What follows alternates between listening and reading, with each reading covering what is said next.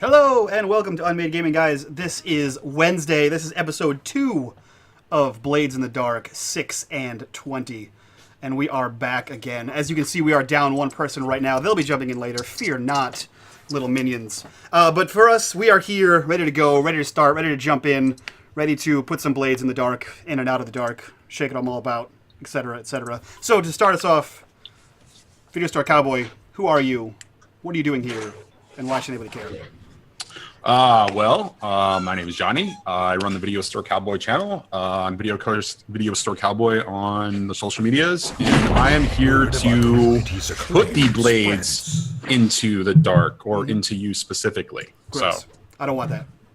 Yeah, I figured. I don't like that. I don't like that. Also, someone who likes putting blades into things and things into the dark. Slade, who are you? Or sorry, Crit Dice Gaming, who are you? What are you doing here? And why should anybody care? So what's up? I'm Slade, and I play Reymond Bowerstone. And yeah, it's going to be an interesting game today, isn't it? It's going to be a bumpy ride. It's a living. Kill someone. I mean, negotiate with someone. Oh no! Oh no! Camera! Boo, boo, boo, boo. Fixed. Nailed it. Boom! Success! I'm a professional streamer, guys. Oh my god. Don't tell anyone. They'll expect it all the time. So we'll jump right over to Sass Wielder. What do I, Lisa? What do I call you on here? Danger Lily? You have so many names. I'm not sure which one. I know it's bad. I'm Lisa Lee, and I am Danger Lily on Twitch, and I'm Lisa Bell on Twitter, and I'm a nerdy voice actor. And I'm loving delving into the world of Duskfall here at Blades in the Dark. Sweet. And joining us at the very last second, Miss Ginger Ninja, who are you? What are you doing here? And why should anybody care? I'm real out of breath because I was just carrying a server. I got nothing. Can you go? Cool. Nailed it. Great stuff. Guys, that's Miss Ginger Ninja. She streams FPS games and stuff over on her channel. You can see her here every Tuesday from 7 to 10 p.m., every Wednesday from 8 to 11 p.m., and on her channel over there at X Miss Ginger Ninja. We'll give her a little shout out. You nailed it, Nailed the it. way. Thanks. I'm so glad I'm great at being Miss Ginger Ninja. With that, Johnny, what happened last session? What are we doing this session? Wait a minute. Isn't that my job to ask you what happened last session? I don't know. I don't know how this works. Well, so No, Times have DM, changed. recap, DM. Yeah. Well, so typically I'd actually ask the players to recap, but I think this is a good time to really talk about some of the nuances and differences of Blades in the Dark. In that, guess what? It can, the sessions don't really kind of, the story and the kind of, moves along as the players kind of move along, and the filling in the blanks. It's not so linear. It's kind of broken up into more, consumable chunks. But so one of the things that was really interesting about last session was not only did we do the introductions for all of the characters, and you guys did a phenomenal job just kind of connecting each other, into this story and this formation of this crew. But there was a lot of world building that happened just in the span of a couple of short hours. But so once you guys all got together, it turns out that Miss Ginger Ninja's character OC brought a really interesting book to Violette's estate, where Nyx and Violet were currently, I guess, doing their, Nyx brought her to the estate, brought to Violette's estate. But yeah, it was a kind of a fact-finding mission in respect to what this particular book was that you guys were looking at. And from there, there was some experience in the ghost field, and there was some information that was gleaned about this particular book. And it turns out that the book belonged to Slade's character, Crit Dice's character, Reymond Bowerstone. I want to say Bowerbomb because we talked about it so much in chat, but it's Bowerstone. Every time you say Bowerstone, I think of Fable, and it makes me really happy. Exactly. That's That's all where I the got. name from. That's my input. Got it. So anyways, there's this whole fact-finding thing. Currently, it turns out that particular book belonged to Slade's family, Bowerstone's family. It directly is related to the family business, which is antiquities, and apparently there was a conflict in the past. The book itself looks like a very generic ledger, but when Violet stepped into the ghost field, she found a bunch of additional information that's only visible in the ghost field. There were 3 types of text that were found. There were entries that were not unlike the ledger entries, except those were written in some sort of ghost script, and those are in blue. There was some additional notes off on the side, sort of on the edges, that appeared to be more notes on the actual entries in the ghost field, and those are in purple. And then there was a page in the back that was appears to be written in red, looks like demon blood, and is a sort of warning of some kind, but you guys really haven't figured out what that was. And so where we kind of left off was you guys were first figuring out what you were attempting to figure out what your first score was, and you went looking at the Vale to see if you could find out any more information about demonology and a particular professor by the name of Professor Valen, if I remember correctly. Correct me if I'm wrong, guys. If there's anything I'm missing, please go ahead and correct me if I'm wrong. That's right.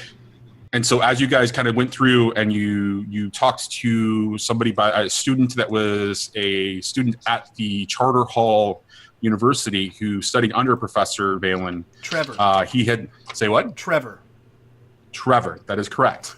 So Trevor let you guys know that Professor Valen had not been, in class for 2 weeks, and that he had just basically disappeared.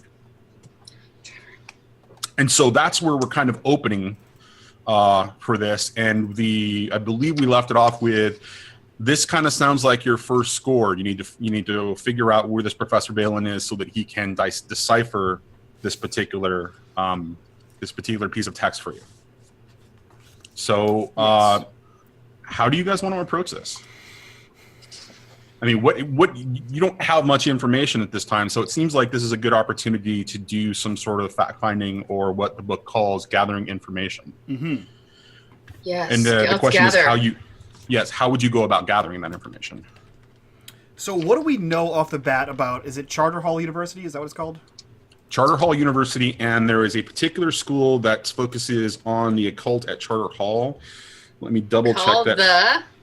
I have it. What is it? The Moreland Hall of Unnatural Philosophy. That's correct. Nailed So Inside Jalen Hall, Jalen Hall of Alchemy. Word Yeah? about communities Or is that just Jalen part of Hall. friends. Jalen Hall of Alchemy. Alchemy? Is that part of this too? I do not think. No, Jalen I Hall of think Alchemy Trevor, is. Or is that so- Trevor? Because he's like a dilettante student. Trevor was, right? So Trevor was studying specifically to work with essentially the. He needed a demonology class to graduate.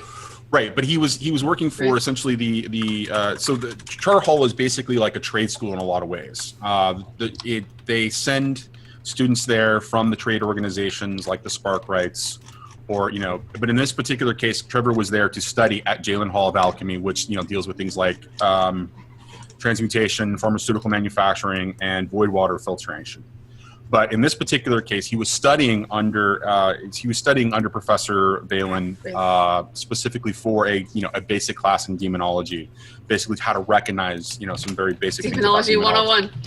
Exactly, and Professor Valen is a professor at the Moreland Hall of Unnatural Philosophy at the Charter Hall University. So what do we know in general about Charter Hall University? Charter Hall University is a kind of it's not like the Dusk Bowl Academy. It's not a centralized location. There are various locations that for Charter Hall that are kind of fall under its organizational structure. So there are buildings kind of located all around, more specifically tied to the various trades. So your attempt to, or your awareness of this of the way that this would be organized is that if you're looking for, say, like Jalen Hall of Alchemy, that would be very much tied to someplace where there is a lot of for lack of a better word, municipal activities, because that's where the studying would be happening. But if you were a student that needed to actually fill in the blank for other things, you would go across, to one of the other districts and go to, Moreland Hall specifically for that information. Or like if you were going to study demonology, you would go to Moreland Hall specifically to study that Demonology 101. Okay. Do we know if there's like campus security, school uniform, like I think general knowledge about the school? Like if we've seen the comings and goings of the school or students, we obviously met Trevor, and Reymond obviously knows Trevor and other students there. Do we know if there's a uniform? Well, so Trevor,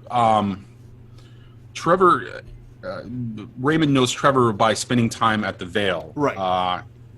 The Vale being, a purveyor of various Needs. types of needs inside of the night market district. Yeah. So when you met Trevor, he was not wearing any particular type of uniform. Okay. He was wearing, street clothes, but those street clothes could also be considered work clothes for things like working, in the filtration system, or working at the various types of blue collar work that, that you would study at the Jalen Hall of Alchemy. Okay.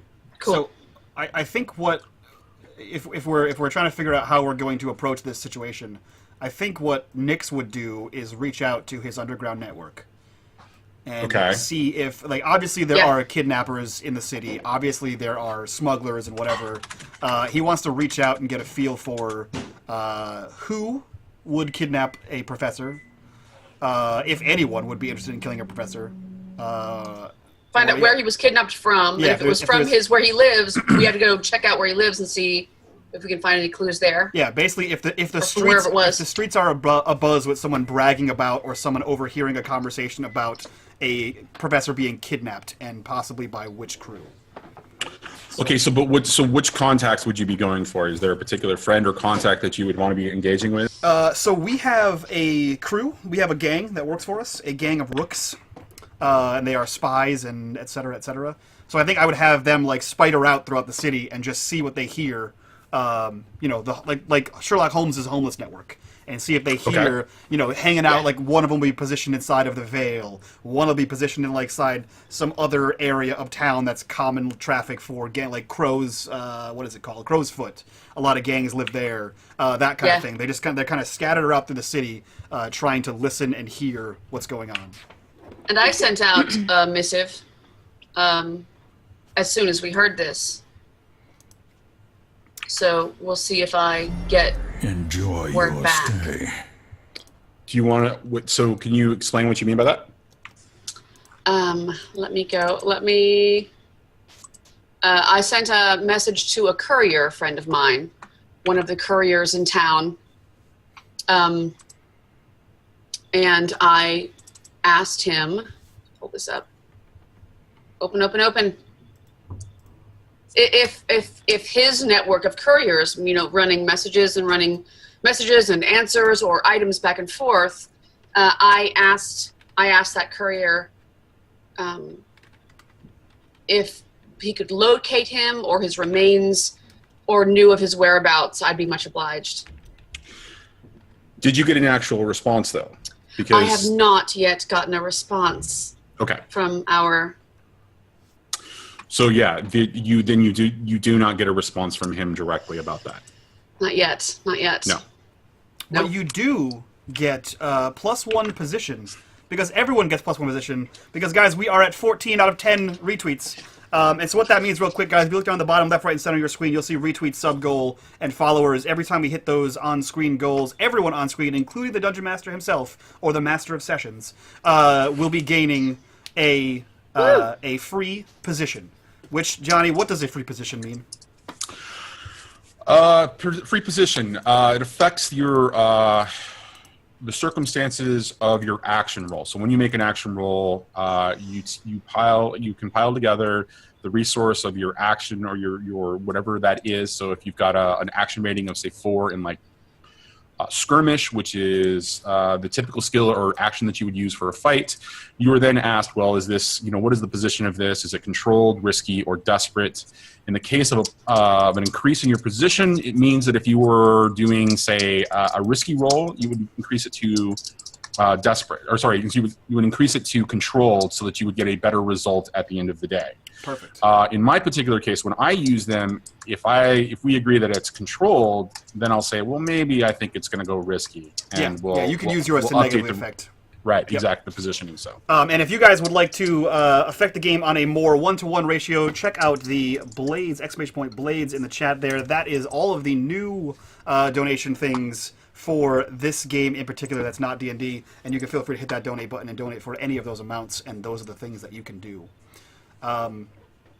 Yeah. So what else is everyone doing to gather information? I'd like to go undercover. Just like undercovers? Yeah, just go back to bed. Honestly, after today, just go back to bed. Just call it a day. Okay. So we've got in her profession, that's a thing. Fair enough, milady. Okay, so we've got pillow talk is powerful information gathering. Oh, I was gonna say go undercover in this university in disguise. Cool. Yes. Oh, yes. Yes. Go back to school. Yes. Oh, yes. Okay. Your mom Hello, goes Buffy. to college. Okay, and then so let me so I understand this correctly, and I understand what everybody's doing, and then I'm going to ask Mr. Bowerstone over here if he's going to do anything. So, Nyx is going to engage the Rook network to basically, in a general sense, to kind of ask for information. Violet is waiting correspondence, but I believe you also got another correspondence from the Spectral Society, if I remember correctly.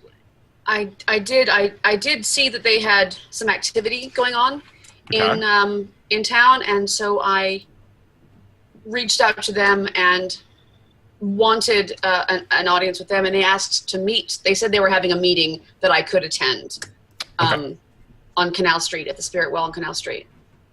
Excellent.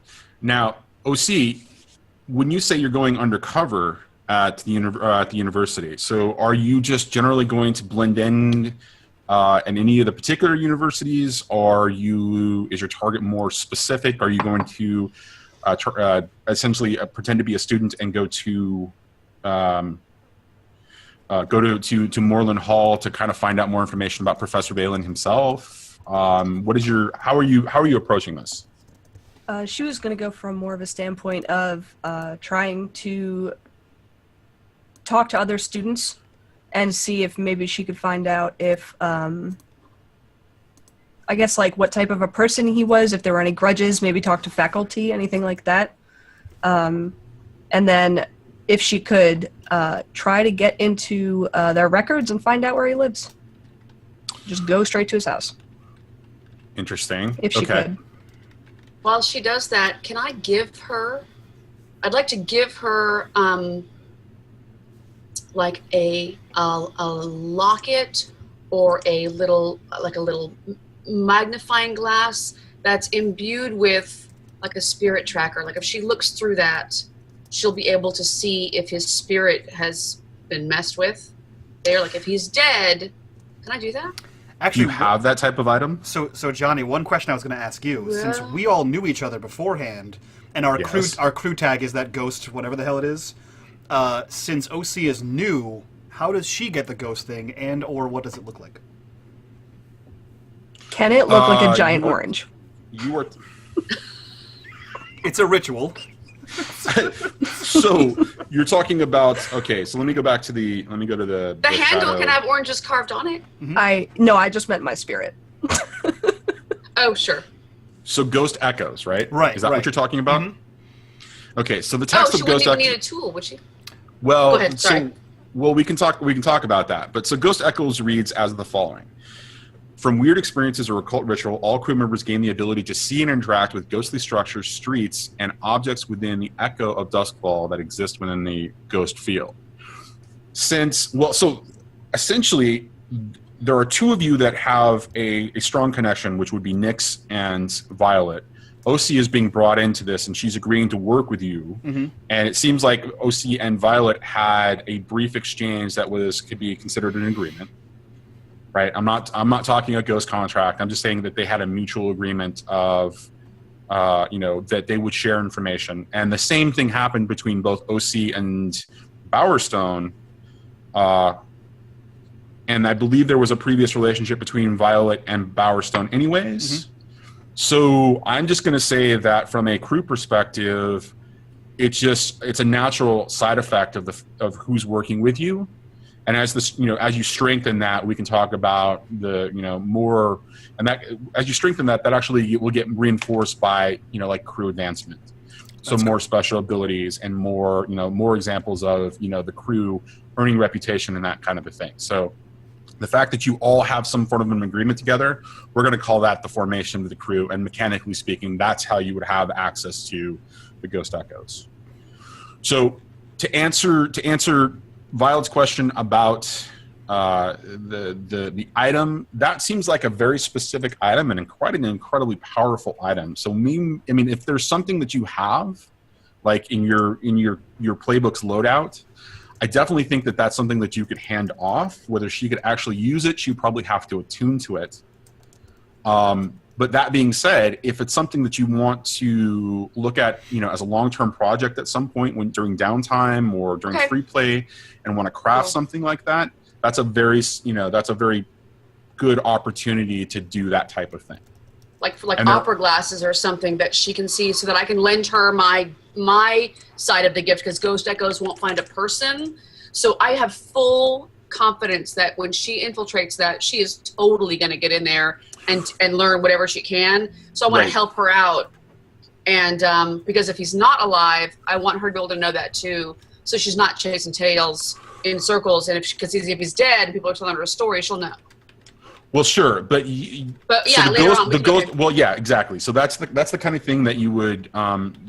If there's not an item in the book that exists, there are some great crafting rules that I can point you to that kind of go into what that, how you would go about making something like that, and it would be considered a long-term project, and a long-term project gets tracked by progress clocks.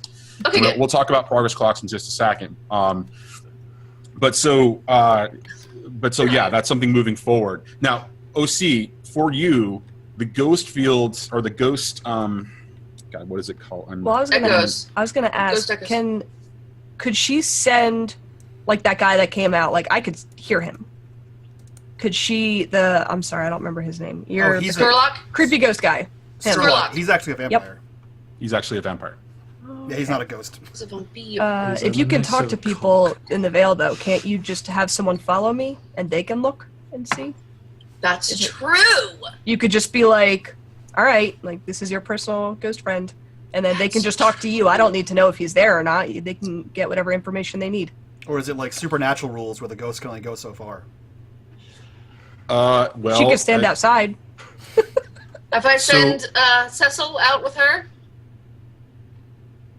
I would assume so. Based on the narrative reasoning, I think it's perfectly believable that Violet could share or could communicate with a spirit to go with you to do that. One of her family from the estate.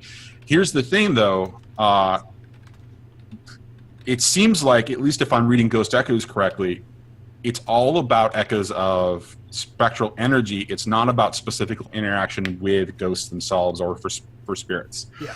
So it would still be a thing where that spirit would accompany you, but not necessarily you would be able to interact with it unless you want to try to attune to it. Well, I don't want to interact. I just want it to be able to report back to her. I don't, she could not even tell me it's go. Well, I mean, I'd like to know, but because then I could show him places and get him in. But more of he could talk to her, and then when I get back, she can tell me what, Sure, reporting absolutely. Kind of thing.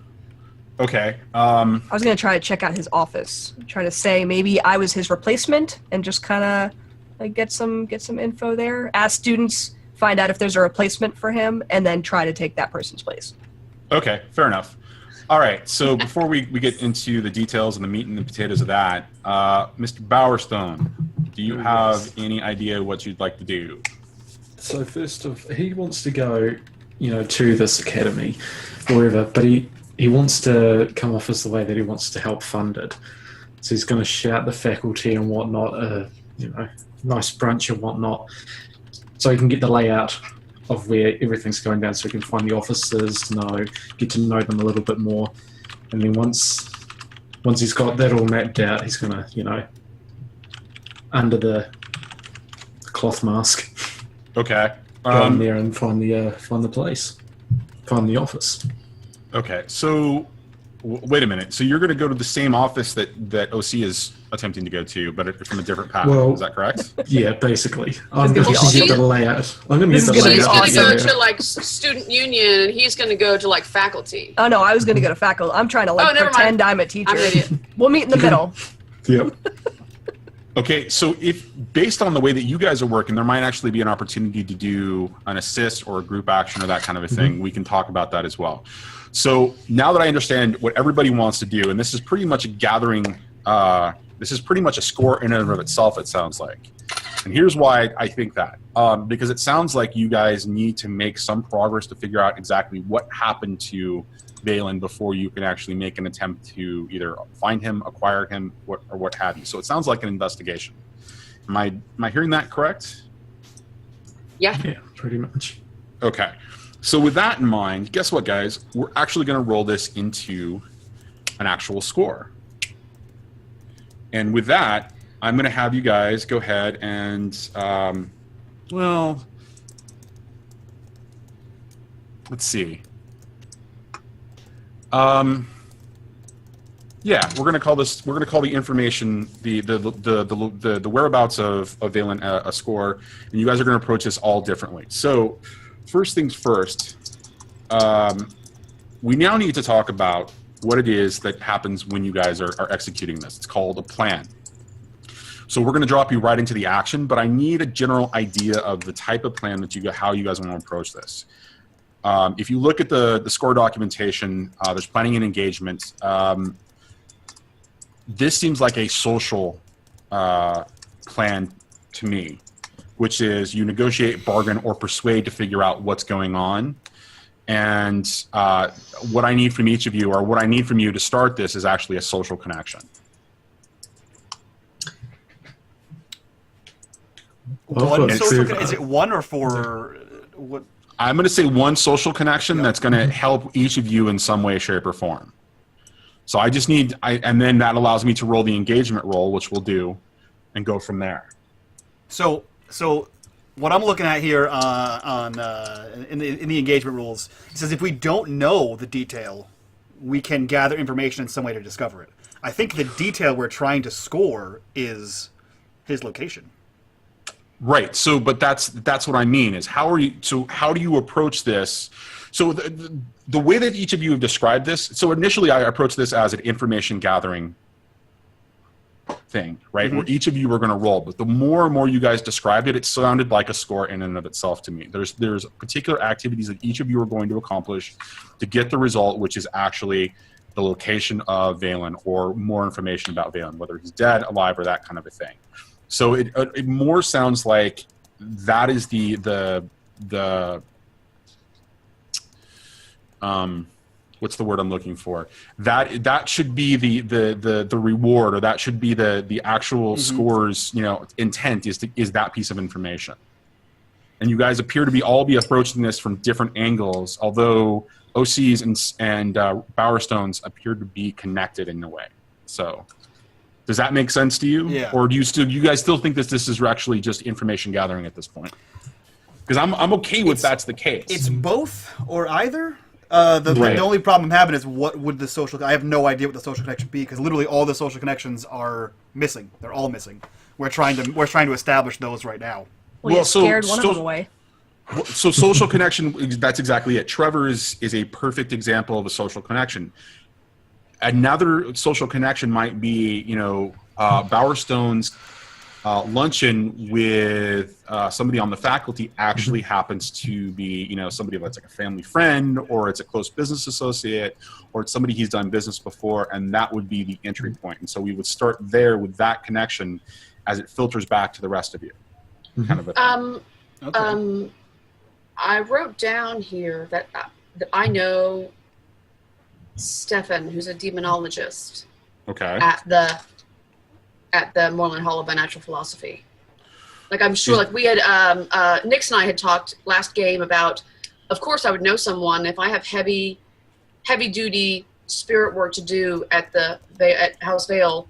I would know someone already to keep me from getting in trouble in that spirit world, you know, getting possessed or overtaken or dark magic kind of destroying protections on the house. I would know a demonologist who could come and give the house a checkup. And does that make sense?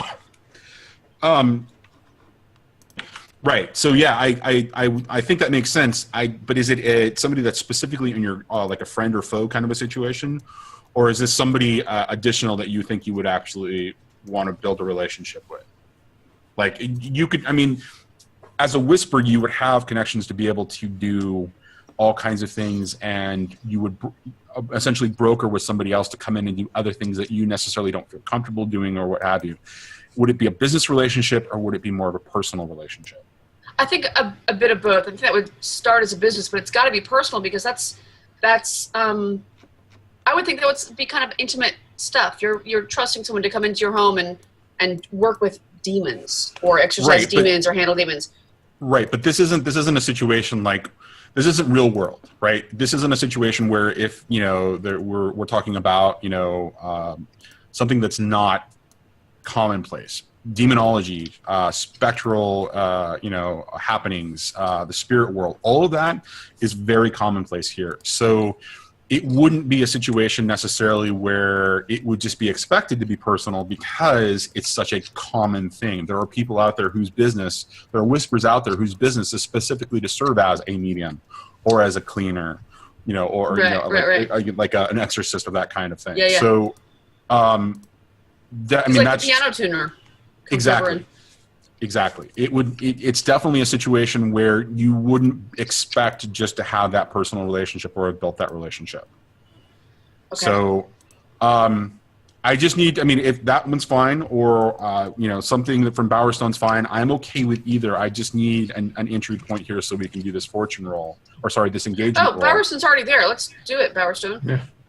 Let's go. So, all right. So, so with the engagement roll, let me go ahead and scroll down a little bit. Okay, so initially starts with one die for sheer luck. Major advantage and disadvantages in this situation.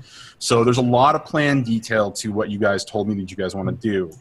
You guys are going in 3 or 4 different directions essentially, but there's a lot of detail that you've already talked about in respect to your intent. So I'm going to give you an additional die for that. It's not particularly bold or daring, and it's not overly complex. It's not, you know, so I don't think that this is a situation where there's an additional die that's going to be added or removed for that. The fact that both Violette and Bowerstone might have a contact in these situations, I'm going to give you guys an additional die as well for that. I don't think it affects... it's not a situation where you're going against enemies at this point. So I'm thinking 3 die for this fortune roll. You guys good with that? Yeah. Sure. Okay. So this starts so what the fortune roll does, or so what the engagement roll does, is it gives you the starting situation. When we did this last week on the other crew's score, I kind of glossed over and kind of just like really kind of steamrolled this a little bit so that we can get right into the action, because we were running a little bit behind. So in this particular case, though, we're going to go a little bit more into the detail of it. Okay, so you guys, it's a die roll of 3d6. You got a moderate success, which is a 4. So in this particular case, the starting situation. We'll start with Bowerstone and his interaction, and in that situation, and then it'll carry over into each of your situations, and then subsequent rolls, the position will be affected by that circumstance. During the initial engagement, the position, the level of success determines the actual position. So if you've gotten a 6, it would have been controlled. If you've gotten a 5 or 4, it's risky, and if you get a 3 or below, it's desperate. So this is considered a risky situation for any role that you have to do with this initial thing for any of you. All right, so I have a question for you. So I Please I looked at something, and it seems as though Nyx's interaction, sending out the spiders to go do their bidding, would be his actions more gathering information.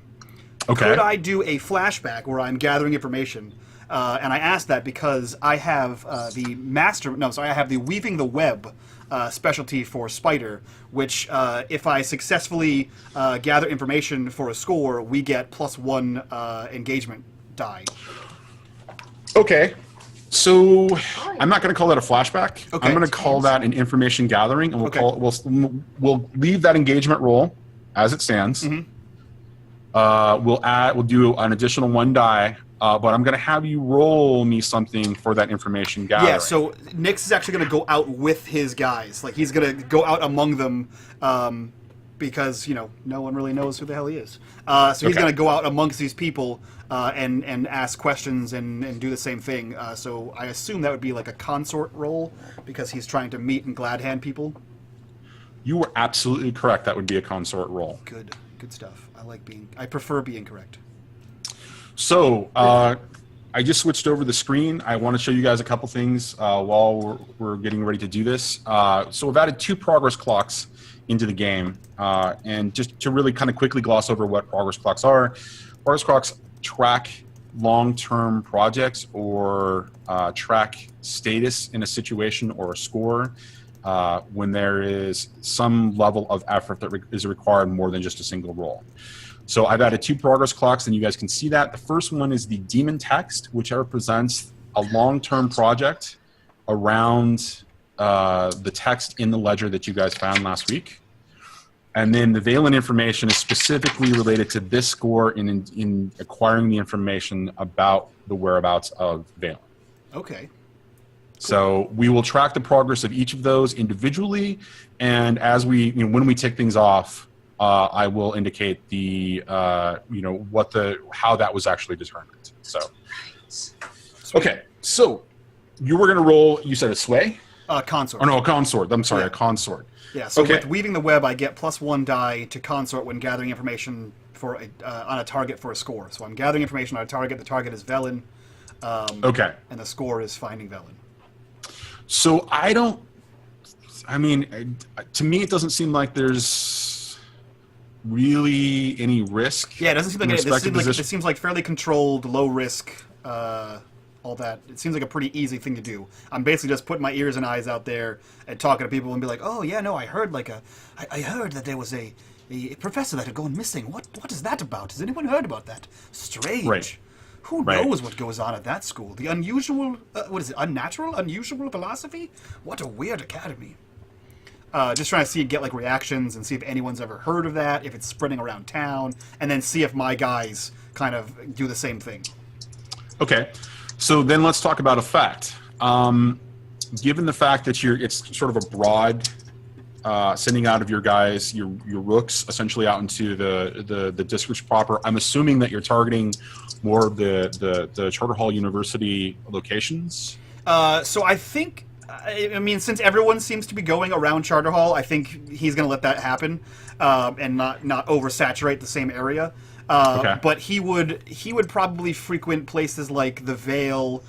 He'd have, like I said, the rooks kind of check out a few places in Crow's Foot because he knows that there's known smugglers and known what do you call them? Not shadows. The guys that assassinate people. Assassins, I guess. There's known bravos in the area.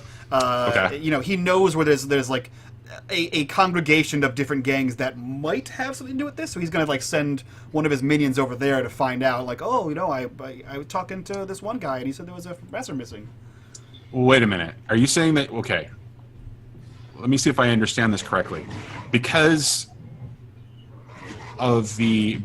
they're going to focus on the university, you're sending all of your rooks and you're consorting with all of these rooks with other potential factions or gangs. Am I hearing that correct? Yes, but not in that like, hey, I'm from the Shroud. They're just like casual, listening for conversations, walking through the city, standing near the non-hidden layers, that kind of thing.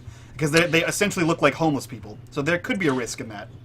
There could be a risk, and I'm wondering if there should be a risk introduced, because it's a situation where you're not just dealing with the average patron at say the Vale or so any of the other establishments that are out there. You are dealing with people who are also in the business, who understand what's going on in the business, and would might necessarily not appreciate being used as a source of information. Okay. So I think, unless I'm hearing it wrong, that sounds a little like it's a change of position from control to risky. Sure. That works. Anybody else have anything that they want to add to that before we agree on that?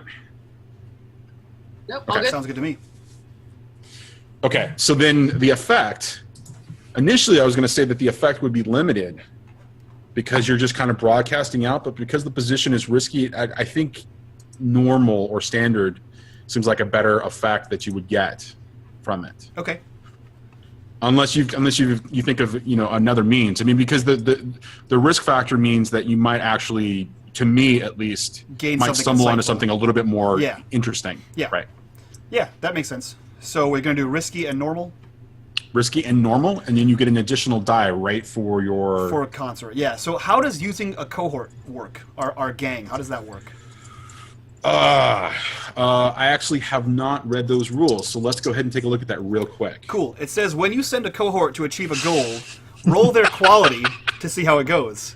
But then it says, or a PC can oversee or participate. If I participate, I roll the command. I roll whatever is the appropriate thing. If I tell them exactly what to do, I roll command. So I'm participating, so I'm assuming I roll a sway along with them, and they don't actually have to roll. This is just one roll from me because I'm out there with them. So wait a minute. So you're saying that it's two rolls because you're doing a consort and then you're doing a sway? No, just the consort. So what it says is when you send a cohort to achieve a goal, roll their quality to see how it goes. Or a PC can oversee the group by telling them what to do and roll a command. Or if I participate in the action alongside of them, I roll the appropriate action. So I am participating with them, so I would roll a consort. I think I just had a stroke listening to that. That's fair. Yeah, that's an incredibly mild one. complicated thing. Give me just a second while I see if I can figure out. It's on what page is that on? Page 96 or 105. 96 or 105. So good. It just rolls off the tongue. I'm glad you know what's going on. That's cool. That's cool. Cohorts, creating a game. Cool. So while you read that, I will shill my audience even more. Guys, currently right now there is a sale on Unmade Gaming merch. So if you want a sweet ass shirt like this right here, Hey! there's Fuck currently you, a guy. sale. All shirts are like $14. They're super cheap on TeePublic. It's exclamation point merch in the chat there if you guys want to buy that. The sale is going on today through Friday. And all of our merchandise is available. The Mr. Bitters Blame Canada shirt, the Frags, our number one mod shirt, is out. This shirt, you can get the anonymous rhinoceros's face on your shirt. All those are available right now on the Unmade Gaming TeePublic store. Okay, so I'm going to refer you to the text that's in italics, and it says that the GM rolls the quality. Okay, cool. So, the GM rolls. So the GM rolls 2d for. So in this particular case, it says the GM rolls 2d for the thug's quality and gets a 3. An hour later, they come back, and there's harm on the cohorts, and they failed their goal. So what we'll do is you'll roll your consort, and then depending upon the result of that, we'll roll the sway, or we'll roll the sway of theirs. I'll roll the sway of theirs. And that'll determine things like the effect or whatever. So the quality of our crew is equal to our tier, which is 0. Yes. Okay. Quality of your crew is so. Shit. But so in any particular case, when there's 0, you're going to get it's going to be a 2 die pool essentially. Yep. And then you take the lower of the 2. Right. Okay. But it sounds like, didn't you say you had some effect or something that could affect their? I don't. Quality? What I have is because of my situation, I get 1 extra consort when I study that, and then we as a team get 1 extra dice for the engagement roll. Ah, okay. Yeah. So yeah. So I send the crew out, and then I also go out amongst the people, and I will roll my consort roll right now. This is risky And it's standard, limited, or great. So limited. We said standard because initially it was going to be limited, but because it's a risky situation, it seems like you would potentially find better information. Okay. And then, yeah. The additional die roll for that? Fuck yes. Wow. Okay. I am a golden god.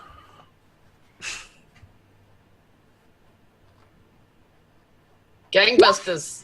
Let's roll the quality. Let's roll the quality roll for your rooks. Sure. And then I will determine from that particular 2 sets of rolls how the information comes into you and how you do it. So I'm going to roll 2d6 for your tier with a 1. Because you take the lower of the 2 rolls in this particular case. All right. So when you go out and you're looking for this in particular information with a standard effect in a risky role, essentially a risky position, where do you think that you find that information? What stone do you turn that delivers that information to you? Where would I go to find that pertinent information? Because your rooks are going out and doing the general. You're the spider. Right. You're very specific about what you're going to do. So that's true. Shit. Way to fucking throw it back on me, you jerk. I don't. It's my job. I know. I don't know. So you know what? How about this? Build the world. In the city. Would I know of any prominent,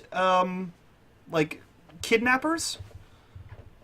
Is kidnapping? Would you know of any prominent kidnappers? Mm-hmm. You would definitely know of a number of different bravos or smugglers who might be in the business specifically for that. Okay. Would you like some names? Yeah. I would be more than happy to give you some names. I'll write them down. So I'm sorry, what? I said I'll write them down for the first time ever. Oh, sure, yeah. The Wraiths, the Grey Cloaks, and the Billy Hooks probably would be the most likely that you would be aware of in respect to who and what's going on. Okay, so Nix knows a little bit about the Grey Cloaks. He knows that they are ex-Bluecoats and that were unhappy with the current administration, I believe. Or at least that's the assumption he's working with. He also has a contact named Jaren. Jaren is a Bluecoat activist who is a double agent within the City Watch for him, who probably put him in contact with one of the Grey Cloaks. And that's how he went about. Because the Grey Cloaks, I believe they're a gang, but they're more on the side of good than they are on the side of ill. Well, so the Bluecoats are essentially a corrupt official organization. Yeah. Anybody that's been either kicked out or decided that they don't want to be doing official duty essentially went over to the Grey Cloaks for the most part. A couple of Bluecoats have probably gone off and worked for other organizations, that kind of a thing. But in this particular case, there's a thin line between Bluecoats and Grey Coats. Right. The Grey Coats are just more openly criminal. Yeah. Than the Bluecoats. And Jaren, you're Jaren absolutely as a right. Bluecoat activist, he would probably have a contact within there, and he would kind of set up a little meet and greet. Okay, so from that, you end up meeting him at a seedy bar in Crowsfoot, or a seedy tavern in Crowsfoot, and you end up having a pretty short conversation to kind of dig into that with your 6 with a good success. You get a couple of different pieces of information, and so this is an example where the clock actually kind of turns a little bit in respect to for the progress clock. And so when you roll something like this and you're reaching towards a goal that's being tracked by a progress clock, the effect is actually what determines more often than not the amount of progress that you make, positive and negative, because some clocks can actually go back and reduce their progress. So with the Valen information, you're actually going to, because it's a standard roll that you rolled, you're going to get 2 pieces of information and fill in the Valen clock 2 pips, or essentially 2 pieces of the pie. Okay. So let me go ahead and do that before anything else to make sure that that is noted. Now, the 2 pieces of information that you get from or the information that you get from this particular exchange that helps really support what your team is doing. First bit of information is that Professor Valen, while he does really enjoy spending a lot of time at the Vale, spending time with some of the more upper class students that come from the noble families, his taste in vice and in pleasure tends to be the kind of thing that you would find more in Silkshore. And there is a particular brothel that he likes to frequent in Silkshore. It's called the Red Lamp. And it happens to be the oldest and most respectable institution for ill repute in Duskfall. And one of the last times that Professor Valen was actually seen, he was actually seen in that district. The Red Lamp, you said it was one of the premier brothels? It's one of the oldest and most respected brothels. Okay. Sweet. Yeah, and then he was last seen there. Those are the two pieces of information? Yes, that's correct. Would Nye have figured that out when I sent her last time? Would Nye have figured that out last time? Yeah, 'cause we were just told he wasn't. It's been a while, I guess, since someone saw him, or I think that's that is what correct. It was. It's been over 2 weeks. You got two pieces of information last week from Nye going out. And this is one of those cases where we would have rolled something like this to do that, but we were just kind of smoothing, moving through towards the end.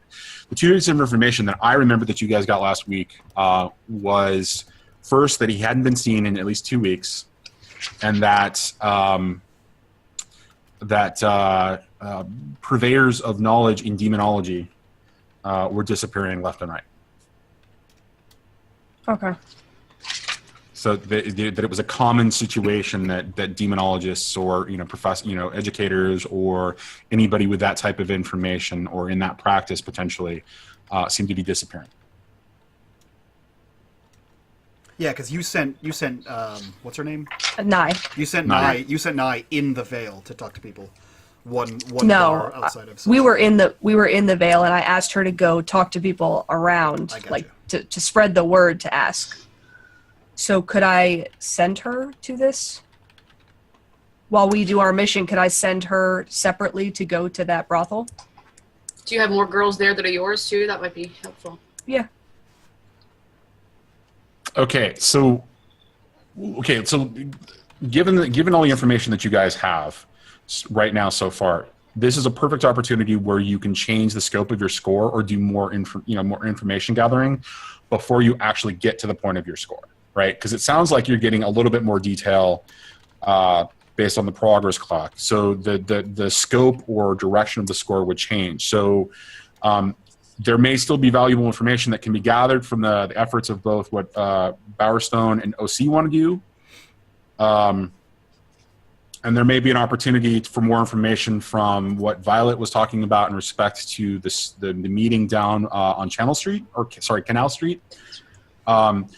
But it also sounds like there's an opportunity for you to do more information gathering, which is what OC is suggesting, that might actually fill in more of the progress clock without you actually having to commit to a score at this point. So if I may, instead of you disguising yourself as a member of the faculty, you could just go to the Red Lamp. You're not an uncommon sight there. You could do the same thing you're doing in the school. I would be an uncommon sight there. I don't typically visit the brothels. Well, you could put on a disguise there and be like a regular ass hoe, a basic hoe. Listen, none of my bitches are basic. So you could do the same thing, just in a different location. Also, you could do the same thing.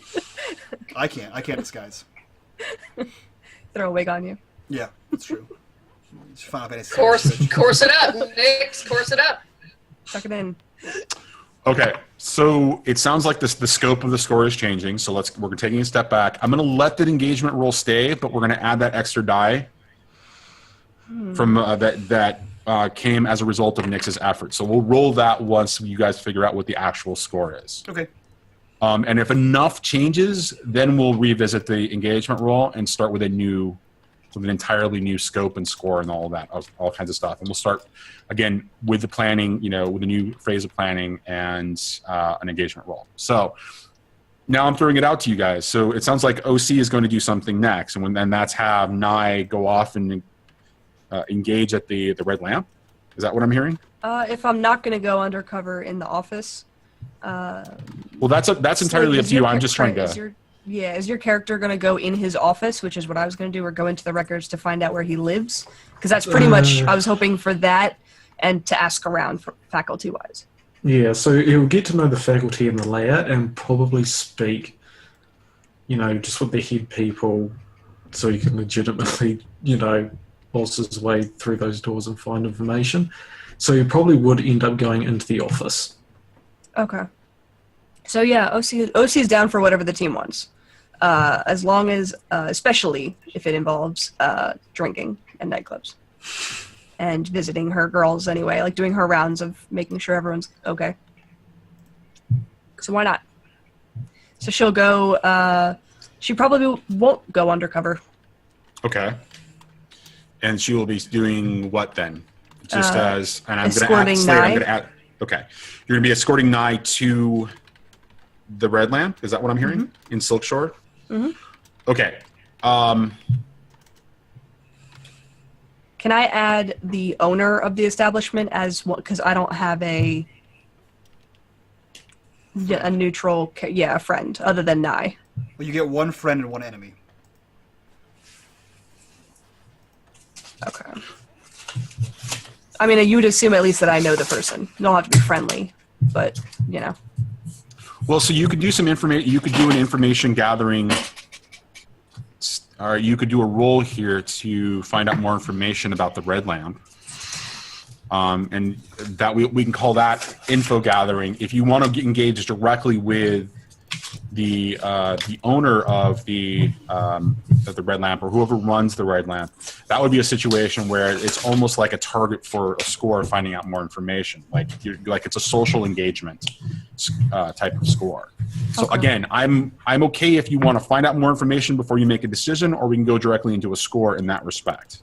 So I would almost want to do can I do a flashback and meet with her and have a good rapport once I get there? Well, so this would still fall more into the information gathering aspect. You don't even. Could I do that in the past though? If I'm doing a score to get information like that type of a thing, could I just go and do that in the past? So that by the time I get there, yeah. Yes, but is that what are you committing to that? Are you guys committing to that as the new scope of the score? I mean, that's what I'm trying to get to. Is it because there's an opportunity for you to do more information gathering there, or you can treat it as a score to find out the information you're looking for. In the same way that, the scope of what Bowerstone is going to do could be information gathering or a score. I'm just trying to get a sense of how we should organize this gameplay-wise. What do you guys think? I mean, you could do both. Like you said, you could do an information gather to see if you know shit about the Red Lamp, because obviously that's not your brothel, and you said you don't go to the brothels. You'd know of the Red Lamp because it's like a big fancy ass one. And plus I have people there, so I would know like all about it but I've never actually been there. Yeah, so you don't really know who runs it or like what the back room is like. Well, I probably know. Yeah, I probably know like the names and like what they're like and things like that. Like I could know enough about that. But so you could information gather to know how to figure out how to get on their good side, and then your part of the job is to use that information to get information on Velen. That is correct. That would be the way to approach it if you want to do information gathering. Okay. All right. So, let me give you a couple bits of information, and then you can tell me what action you want to roll to make this happen. So, you know that the Red Lamp is the oldest brothel in Duskfall.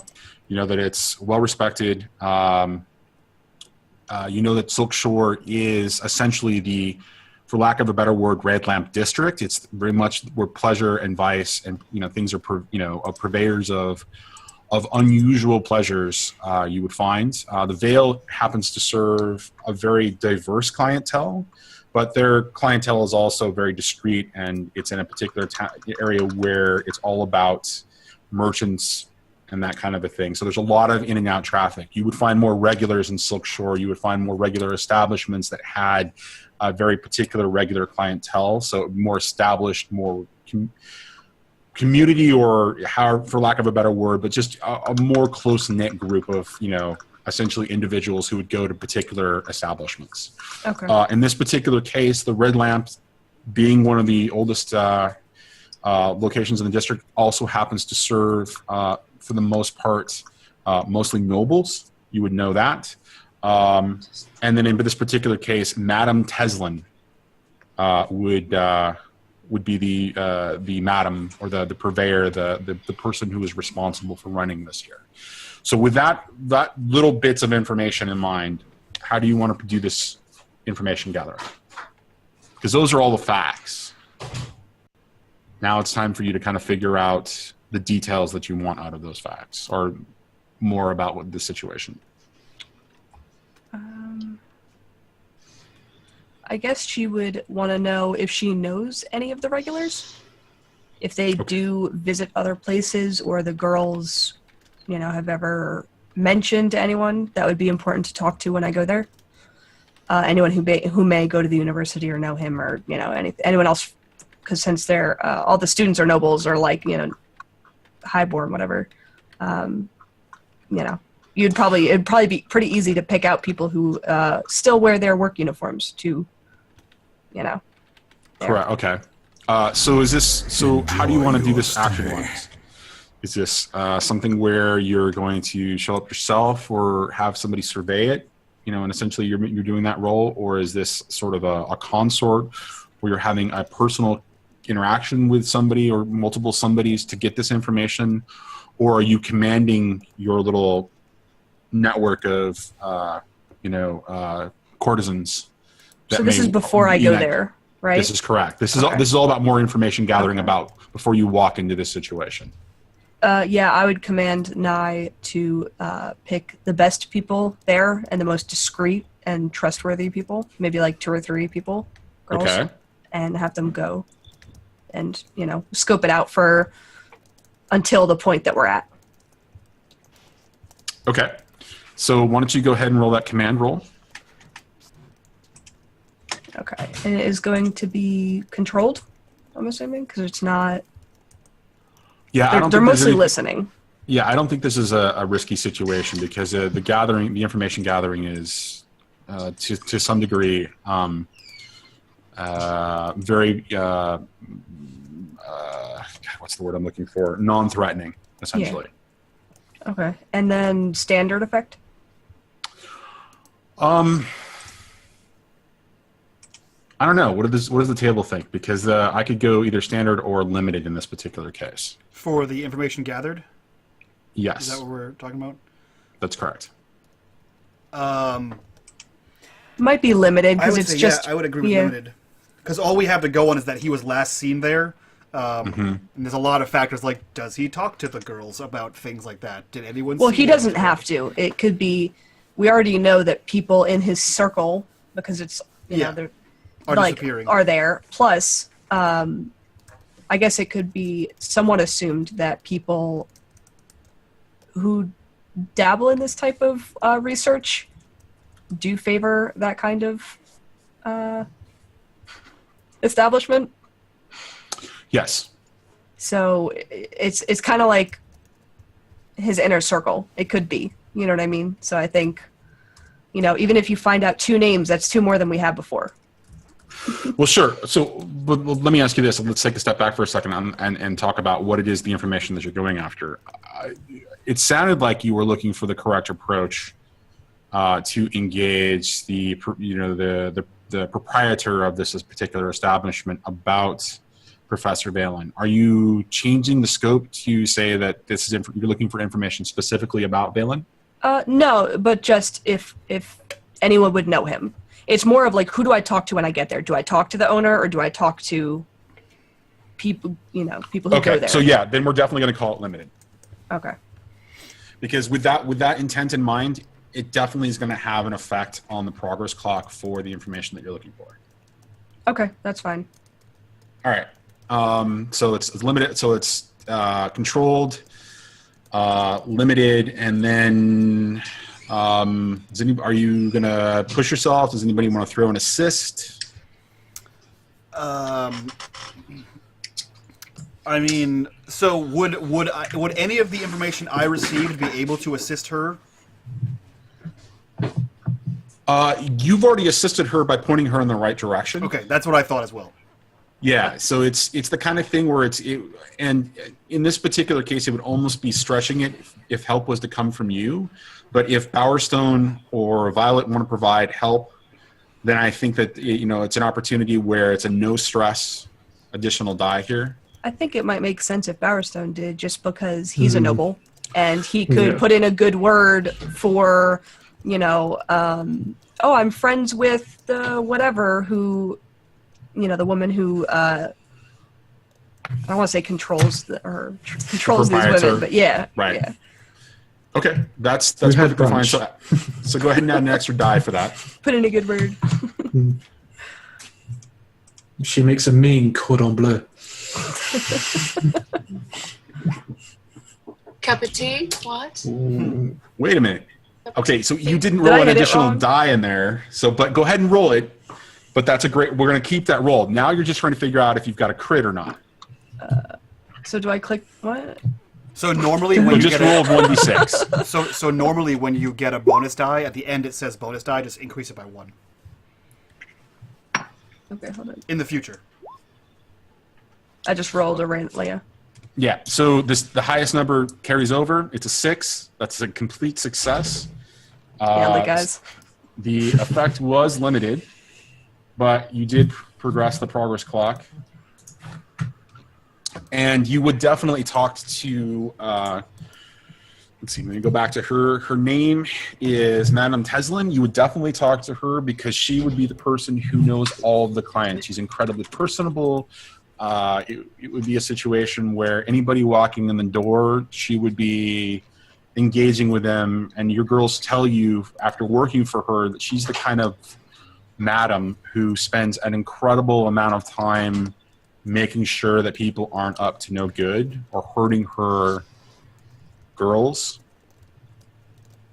So, and this is the kind of establishment that serves all kinds, right? It would be girls and boys for girls and boys situations, or boys and girls situations. But enjoy. Assuming genders, sorry. I just had to put that out there. But so this would be the situation where Madame Teslin would absolutely be the contact that you would want to get engaged with to find out more about what's going on in Vale, because she would have some awareness. Okay, makes sense. All right. So knowing that, she just goes straight to her and bring her a gift. Okay. So are we calling that the score then? That makes sense. Yeah. Find out any information I can from her, and see if I can become friends with her. Because if there's other people there, maybe she'll introduce me to other people who may also know. Okay, so let me just make sure I got this all down correctly. So the way this works is this is a new score, or this is a modified score, since we didn't go too terribly far away from the original intent. So we're going to leave the engagement roll, which, if I remember correctly, had a partial success of 4, and I'm going to roll an additional d6 to determine the additional 1d6 that Nick's brought in with his fact finding, which is a 5, which is not a real change in the success level, but there is a bit of 5, right? Yeah. So complete success is 6, partial success with consequences is 4 or 5, and then a failure with worse consequences is 1, 2, or 3. So Gotcha. all right. And the plan, so this is a social situation, and the social connection is,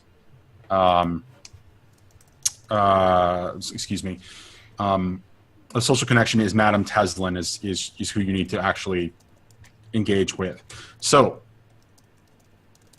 how are you guys? So you guys are walking in the door. Are all four of you there, or is this just something where it's OC and Bowerstone, or is this just OC and Nye? How are you guys approaching this? I don't know. I think if we both went in there, it could add. Just for that, I can introduce you because I've probably been there before. I have a social life. You're one with the ladies. I'm well known in circles. Yeah. Well known in diamonds. So yeah, we can both go in there. Get that information. Okay. I will. Do I have to? Okay, so here's a dumb question. Do I have to pick the loadout now for what I'm bringing when I go? So loadout is typically determined when you're walking into a situation, a plan or whatever, right before the score. So because it didn't seem like an obvious situation where we discussed loadout. I assumed. So let's go ahead and take a step back for a second and talk about loadout. What are you carrying with you? She's wearing fine clothes and jewelry. Okay. She has a gift, nondescript. I guess just maybe like. She has money, so probably just like a nice bottle of something, like a rare bottle of wine or something. I don't know. Okay. Something she thinks that they wouldn't have. Okay. And then trans powder and a blade, concealed. Okay. So Bowerstone, what are you carrying with you? So he'll have a long coat on, but he's going to have a utility belt that is covered by the long coat. Is it yellow? I'm just picturing you with a grappling hook sticking out. It's like, you happy to see me, or are you going to grapple something? It's got a bat on a buckle. Just to be boomerangs. clear, it's the same. It's still the same day, right? As when we met OC. Oh, I would assume so. Which means Reymond Bowerstone, you're not wearing your jacket. I have the carriage. I have a boot. He doesn't have a coat. I He have threw yours on the everything. ground. Yeah, you don't have a coat. I have your coat, and you threw my coat on the ground. He's wearing my lady trench coat. lady trench coat. It fits snugly. Thank you. Let's go. It's black leather, so it's Yeah. probably unisex. So it's just gonna be But it's absolutely fantastic. Yeah, and it's corseted on the back. Does it make my ass look big? absolutely. It looks fantastic, and I know, You know plenty what? of ladies in here. I don't want to hear about Bowerstone's ass. Thank you very much. Don't you? Too late. Oh, I do. You're gonna hear a lot more. Never mind. Don't you wish your girlfriend was hot like Bowerstone?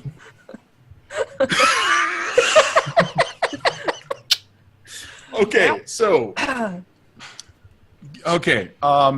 just so I know the position of the other two or the situation of the other two. Next, Violet, where are you? Are you involved in this in any way, shape, or form, or is this essentially their social engagement that you're just kind of like waiting in the wings to hear about? You could still send your friend with me. Yeah, I can definitely send like Sissel with them just to gather any information. Maybe I didn't know if I was going to go and be more of be a distraction as they talk. They come in and get noticed. I could come in with them and be a distraction and be kind of a little bit obvious and visible, or I could go try and find this Duskfall Spectral Society and start looking for demon language readers. Should we split the party like that, or Yeah. or do you want me to help you finish this score? Nah. I think we'll be alright. I got Because Catman you over guys are handling it. You guys are like gangbusters. You guys are good. You don't need me. Mhm. I mean, I would just You do you, go girl. there and indulge in the delicacies of Mhm. lamp while you guys gathered. Yeah. All right, so let me be clear about this. Are you sending somebody with them, Violet? I'm gonna send Cecil, cousin, uncle Cecil. Oh, a the ghost? spirit. Oh, the spirit. Yeah. Okay. You have a okay, weird all right. family, uncle, Yeah. cousin, Cecil. All right. So I was not I clear don't remember about which one he is. Well, so what are you calling him? As long as he's not both. What are you calling him? Is it Cecil? Is it? It's Cecil. Okay. I just Yeah. want to make sure that I understand because I'm trying to keep track of your family. The So is large she. hierarchy of. He's the gentleman with the crazy hat. Okay, sure. Why not? Okay, last question, Nix. Where are you? He would not be in that situation. He's Okay. He's probably doing pretty much the same thing he was doing originally, like looking for information on Valen. Just now that he found it, and he's more or less waiting for everyone else to use his information as they see fit, he's going to just wander the city and gather random information that he deems worthy of his note. Okay, so we're just going to fit that into your previous role and what you did before. So it's just you're off doing your thing. So the Duskville Spectral Society, if you want to follow up with that, we'll treat that as information gathering after this score.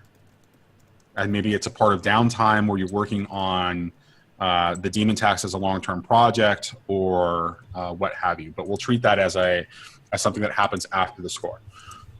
So is that good? Sure. Yep. Okay. Yeah. Great. Yes. All right. So, Bowerstone. Should I call you Bowerbaum or should I call you Bowerstone? Because are you in Bowerbaum or Bowerstone? Because you have two. He can't be in costume. No, Okay. costume is when he has the girl. Right now, he's Right. Okay. So Bowerstone and OC, you enter the Red Lamp, and it is a beautiful room, kind of decorated in reds and golds, and very much light colors of red and golds. But it's well lit in there, and you find yourself in the big, large sort of common area that is like that serves as a like a bar, but also a waiting area for the various individuals who are looking to engage in the element, what the Red Lamp offers. And as you walk into the room, you see this older woman kind of making her way through the crowd and having conversation and just kind of moving through, heading towards the bar and just kind of, really just kind of working the room and talking to almost every group in there. She seems very friendly, but she also seems to be very, very engaged. Like she's paying attention. It's obvious that she's paying attention. She's letting you know and letting everybody know in the room that she is in charge here and that, what she says goes. But she does it in a polite, sort of just very refined, sort of very proper etiquette kind of a way. So she's working the room really good. Immediately, Bowerstone recognizes that this is Madame Teslin.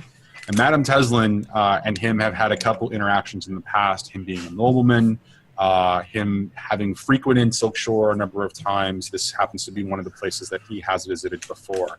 And so she's kind of making her way around the room and kind of comes around and approaches the two of you as she sees that you're walking in the door. And she, steps up and greets each of you and says, "Hello, nice to see you again, Bowerstone, Mr. Bowerstone. How have you been?" Madam Teslin. It's been a while. Yes, it has. I know that you spend your coin in multiple places, but it's nice to see that you've returned here. And who is this lovely young woman? Oh, please, may I introduce you to a strawberry shortcake. What was your name again? She is going to, I guess, command herself past him. And just sort of like with the bottle, I've heard a lot from my girls about how fair and commanding and amazing of a madam you are, and I would just like to extend my gratitude for taking care of my girls when they're here. So you're gonna come right out and basically just go for the throat in respect to who you are, what you're doing she here. respects other madams anyway, as long as they treat their girls right and they're taking, she would respect from one businesswoman to another who, takes care of her employees that, so it's not really kissing ass. It's kind of, that's how she feels anyway, even without the score. No, so you're it'll come out pretty genuine. It'll be, Absolutely. So you immediately engage and generate that. You engage with that level of respect. she kind of looks at you for a second and takes a step back, and she says, "Please, dear, hold on just a second." And she raises her hand, and one of the girls that you don't know that works there kind of walks up and says, "How may I help you, madam?" And Madam Teslin responds with, "Please take them up to my private lounge, and I will be there in a few minutes. Please go with her. Eve will take care of you and make sure that your needs are met until I'm able to join you. Please give me just a few minutes." And Thank you, madam. she bows her head with a knowing look to OC, and she kind of gives Bowerstone sort of a side look as she's kind of walking away, and you know that you may have lost a little bit of credibility with her, given how the situation played out. And so Eve escorts you upstairs the Red Lamp is essentially this incredibly large, almost hotel-like structure. It's about 5 stories tall. It's very ornate, and being one of the oldest structures, it's been built on and redesigned, a number of times over the course of a couple of centuries in Duskfall.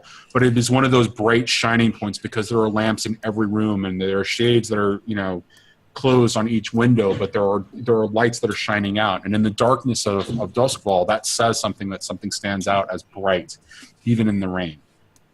So she were escorted up the stairs, this beautiful, ornate sort of like stairway that just takes you up. And again, it's decorated in gold, and the stairway is mostly white marble. The wood of the stairway is covered in such a way that it's incredibly ornate with gold leafing on it.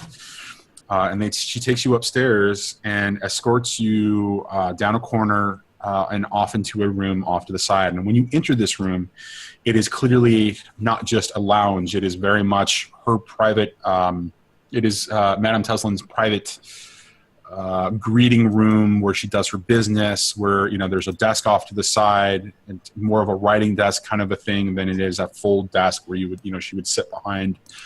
There's a beautiful cabinet full of very interesting curios that is behind essentially the cabinet doors and lock and key, but there's glass that you can see through, and you can see some of these ornate, some of them are pieces of jewelry, some of them are books, just various little bits. Very curious though that they're displayed as they are. And there is also essentially a bar setting where Eve immediately kind of says, "Please sit down." And as you look around, there are a couple of couches and some chairs and one little table that is set up with 4 chairs. And Eve steps behind a little bar, and she says, "What can I serve you? What are you having this evening?" OC will politely respond, "None for me," and then ask Nye what she wants, and she'll probably order something. So Nye, orders her usual. What does Bowerstone order? Whiskey, fresh ice, none of that frozen stuff. No. What? I make the order. She's gonna backhand. No, I'm just kidding.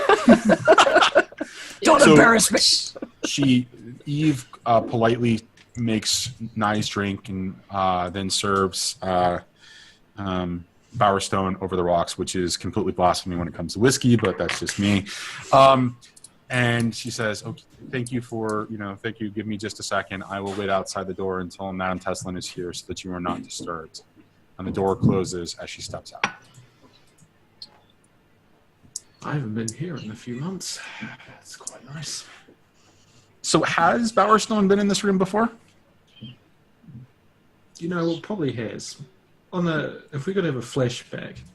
Okay. Something tells me as an information, when he was looking back in his day, okay, he would have gone into this place because it is one of the highest of the highs where the nobles would have gone. So either his family or the family that he was looking into might have had dealings or, frequently visited here. I would even go to the extreme that she knows his other side, his other activities that he does. Madame Teslin knows? Yeah. Okay. She would be one of the only other ones that knows. Oh, interesting. Okay. And what is the flashback? What are you trying to accomplish with the flashback? So the flashback would be just basically that establishing of them. So they would have come together. They would have had their meeting. He would have found out the information. That information could have also led him to find Violet, to understand what things to look for, what information she's heard. She could have given him the leads to go and find out things. And because of that mutual, that she was able to help him, he in turn may even be indebted to help her in a certain situation in the coming future. Okay, but so I'm still not clear what information that is relevant here, or that you're gathering, because so as a flashback you're stepping in earlier today to gather the information that you're currently gathering. No, it would have been I'm talking about like months back type stuff. Okay, so the flashback is Bowerstone or even potentially Bowerbaum would have visited her. And had established a previous relationship where she understood what so absolutely. What would that interaction have been like? And just for my curiosity, what would be the situation that you were involved in that built that relationship? So more or less on the ends of the line of even like a respect thing as an organisation goes. So his family was respected and whatnot, and their reputation was just going down, down, down, down. And his name was getting slandered because of all the crap that was going on with his family and whatnot. So he came to her and basically, told her straight, I need help. It would have been probably one of his only times that he humbled himself just a little bit because he couldn't do something. So from his usual, asshole ways where he doesn't care, to coming to her that time and actually asking humbly for help. And so you are indebted to her in some way, shape, or form now? Okay. Yep, for sure. Okay. All right, so great. There was that previous relationship, which is why she gave you that kind of strange look when OC was incredibly direct and started that conversation. So before she comes, is there anything that you want to do in this room, or do you want to have any type of engagement, or do you want this just to occur? Why, Johnny, I'm glad you asked. I want to welcome Adric to the Patrons of Undeath. Thank you for hitting that subscribe button, guys. And everyone else gets a free position for hitting our subscriber goal for the stream. So Lily, I don't know what the hand thing was, but that was awesome. Is it a heart? He's a heart. Just doing waves. It was awesome. Yeah, so everyone gets an extra position, which That's you guys my can extra probably position use. dance. Nice. I appreciate it. I'm down for it. So I'm just going to say this right now. You guys have two positions. Screw you guys. Yeah, well, you have two Screw as you well. guys. You have two as well. Well, yeah, my two are ineffective against your 8. Let's think about it that way. Slade, is there any way that Is there any way that he could mention me in one of those things? One of the flashbacks? Is it too late now that she's already reacted that way? Well, so Because you could change. You could say my friend loves you, and That's the thing. Do we ever have a connection before we met on this day? well, you're doing a flashback. No, him, you and him. Yeah. Oh. Well, have you been to the establishment since you would probably know who I am? Probably. Because you've probably been to one of my cousins. All of them. He knows you're stable, but he may not know you. Yeah. We've had There's all several the flowers in your garden. discussions. So with this flashback, what are you trying to accomplish, though? Like, what is the intent of the accomplishment? Or what is the intent of the flashback? Establishing a connection, or Establishing a connection betwin Bowerbaum or Bowerstone and OC? Teesland. And And Tesla. we can have something between Bowerbaum and OC. It wouldn't be anything on the lines of what Teesland would know. It'd be more the less of, hey, this is Reymond. He's who he is. Well, so I'm a bit but I'm a bit confused because, and help clarify this for me because I'm really trying to understand how this is going to work. So Bowerbaum Bowerstone has a previous relationship with Madame Teslin. We just established that through a flashback. Now that flashback is not going to cost you any stress because it makes a lot of sense in your situation, and it's something that easily could have happened at one point. Right? It's not going to add any stress into your current your current character as he stands right now. Yep. The next flashback we're talking about is a second flashback that involves OC, and OC is establishing a relationship with Bowerstone, or is establishing a relationship with Bower, or is establishing a relationship with... I mean, with Bower Bomb, it could be on the basis of maybe one of her girls got roughed up at a different place, and Bower Bomb happened to be there and wrecked him, and so the name, I was, this lunatic called the Bower Bomb. Okay, but so how does that affect the current situation with Madame Teslin? That's what I'm trying to figure out. It wouldn't, as far as Madame Teslin goes. This is more on the lines of, I think what Ginger was asking was if there was a connection previously. Did I get that right, between Orange Crush and Reymond? No, between her and like mentioning her name to the woman beforehand, so that now coming into it and me being flattering isn't creepy because she would know who I am. Has already heard of her. Yeah.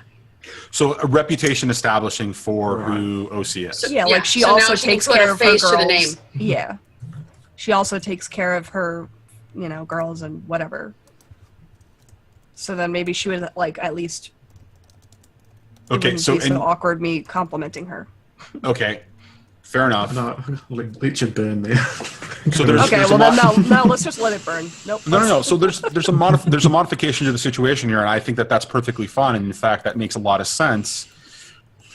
Maybe her catching you off guard, or you catching her off guard, but still bringing her into bringing you into her private lounge, where essentially she's going to talk to you, may still be a positive result out of whatever whatever this flashback is. So I'm just trying to be clear: who's establishing your reputation with her? Is that again going to be Bowerstone? Basically walking in early today saying...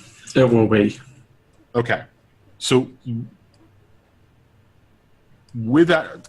So this actually brings something interesting to answer something that Nix was talking about specifically earlier. It's not going to be the same day now. There's going to be a period of time that's going to transition over this, because if there's that much time where he's able to go in and do a flashback and establish, we're just going to call this not being a something that's all happening in the same day. So there's going to be a slow progression of time, but it's going to be more than at least a day since you guys have first met. Happy to have Bowerstone establish who OC is going into this, but that to me is affecting this very specific situation. So it sounds to me like Bowerstone is going to take at least one stress for that. It's not like it's not like a desperate situation. It's not like a situation where there's life or death on the line, but it's definitely something where it's going to have a direct impact on everything that OC is going to be doing moving forward. So go ahead and take one stress for that. Cool. So, and just to be very clear about how that mechanic works. So with flashbacks, you can earn up to 2 stress for executing a flashback. It all depends on the circumstances of the situation. If it's kind of like a controlled situation completely where, for example, in the past, Bowerbaum was establishing his relationship with Madame Teslin, no stress. In a situation where you're directly affecting the current situation, but it's not life or death, 1 stress makes sense. In a life or death situation where you want to kind of prep, or you're saving the group, kind of saving the day kind of a thing with your flashback, or that's going to be called 2 stress, just as an FYI. Okay, so now that relationship has been established with a flashback, and generally, what would you say, Bowerstone, to Madame Teslin to establish this?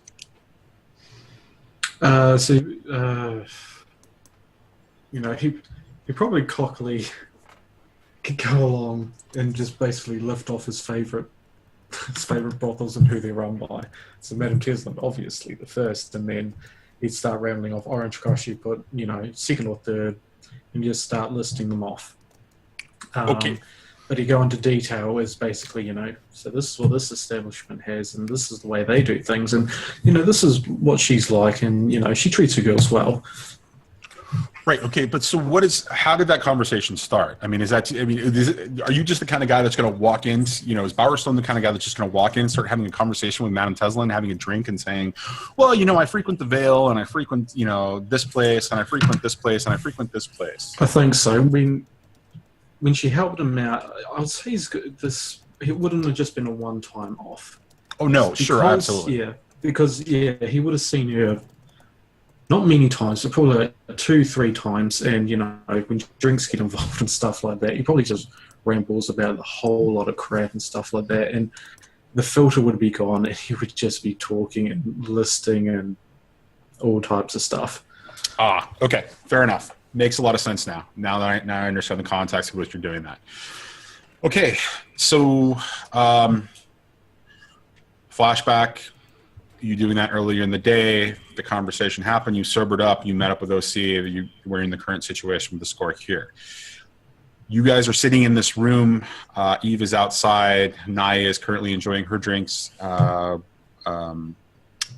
is currently enjoying his abomination on the rocks. OC, is there anything that you would, if you want to do a flashback or anything before you get into this situation? I mean, you don't have to. I'm just giving you an opportunity because you're in her room alone, essentially the three of you before you could, kind of.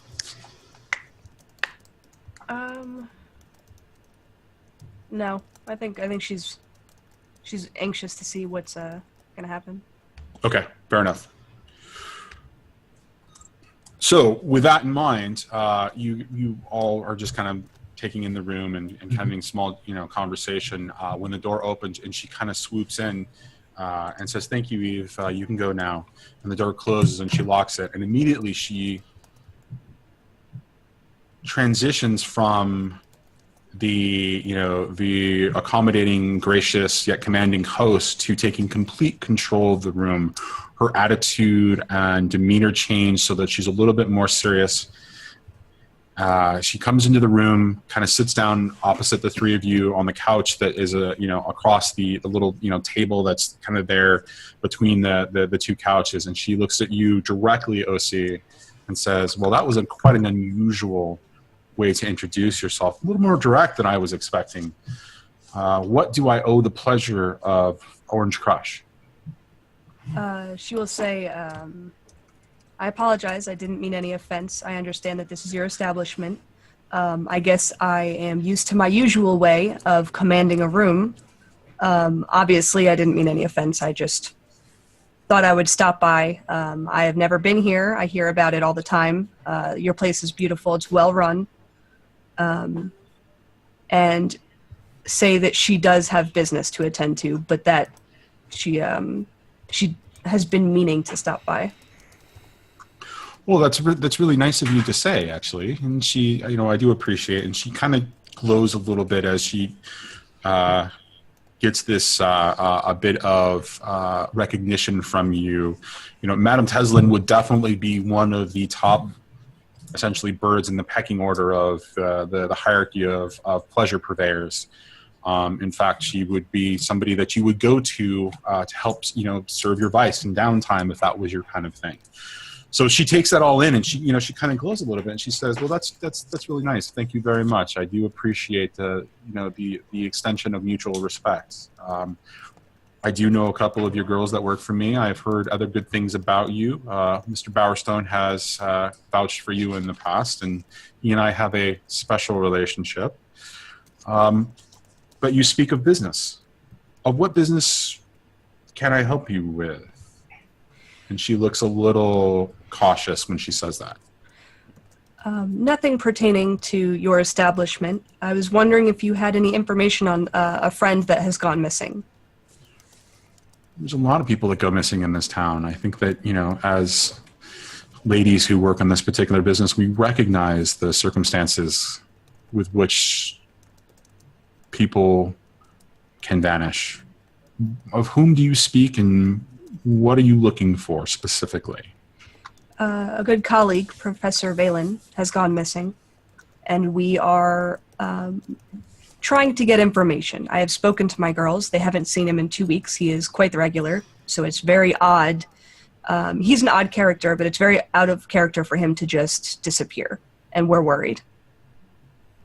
When you say the name Valen, she says she kind of again becomes a little bit more rigid.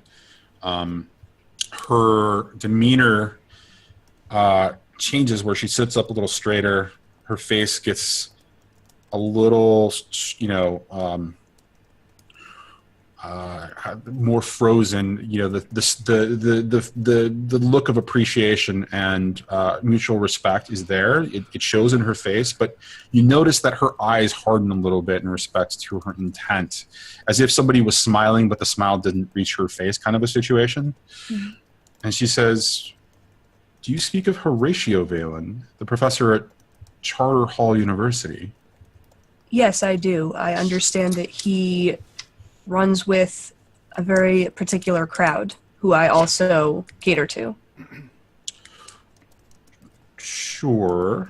And you also know that as a part of this business, we don't speak of the details of business when it's,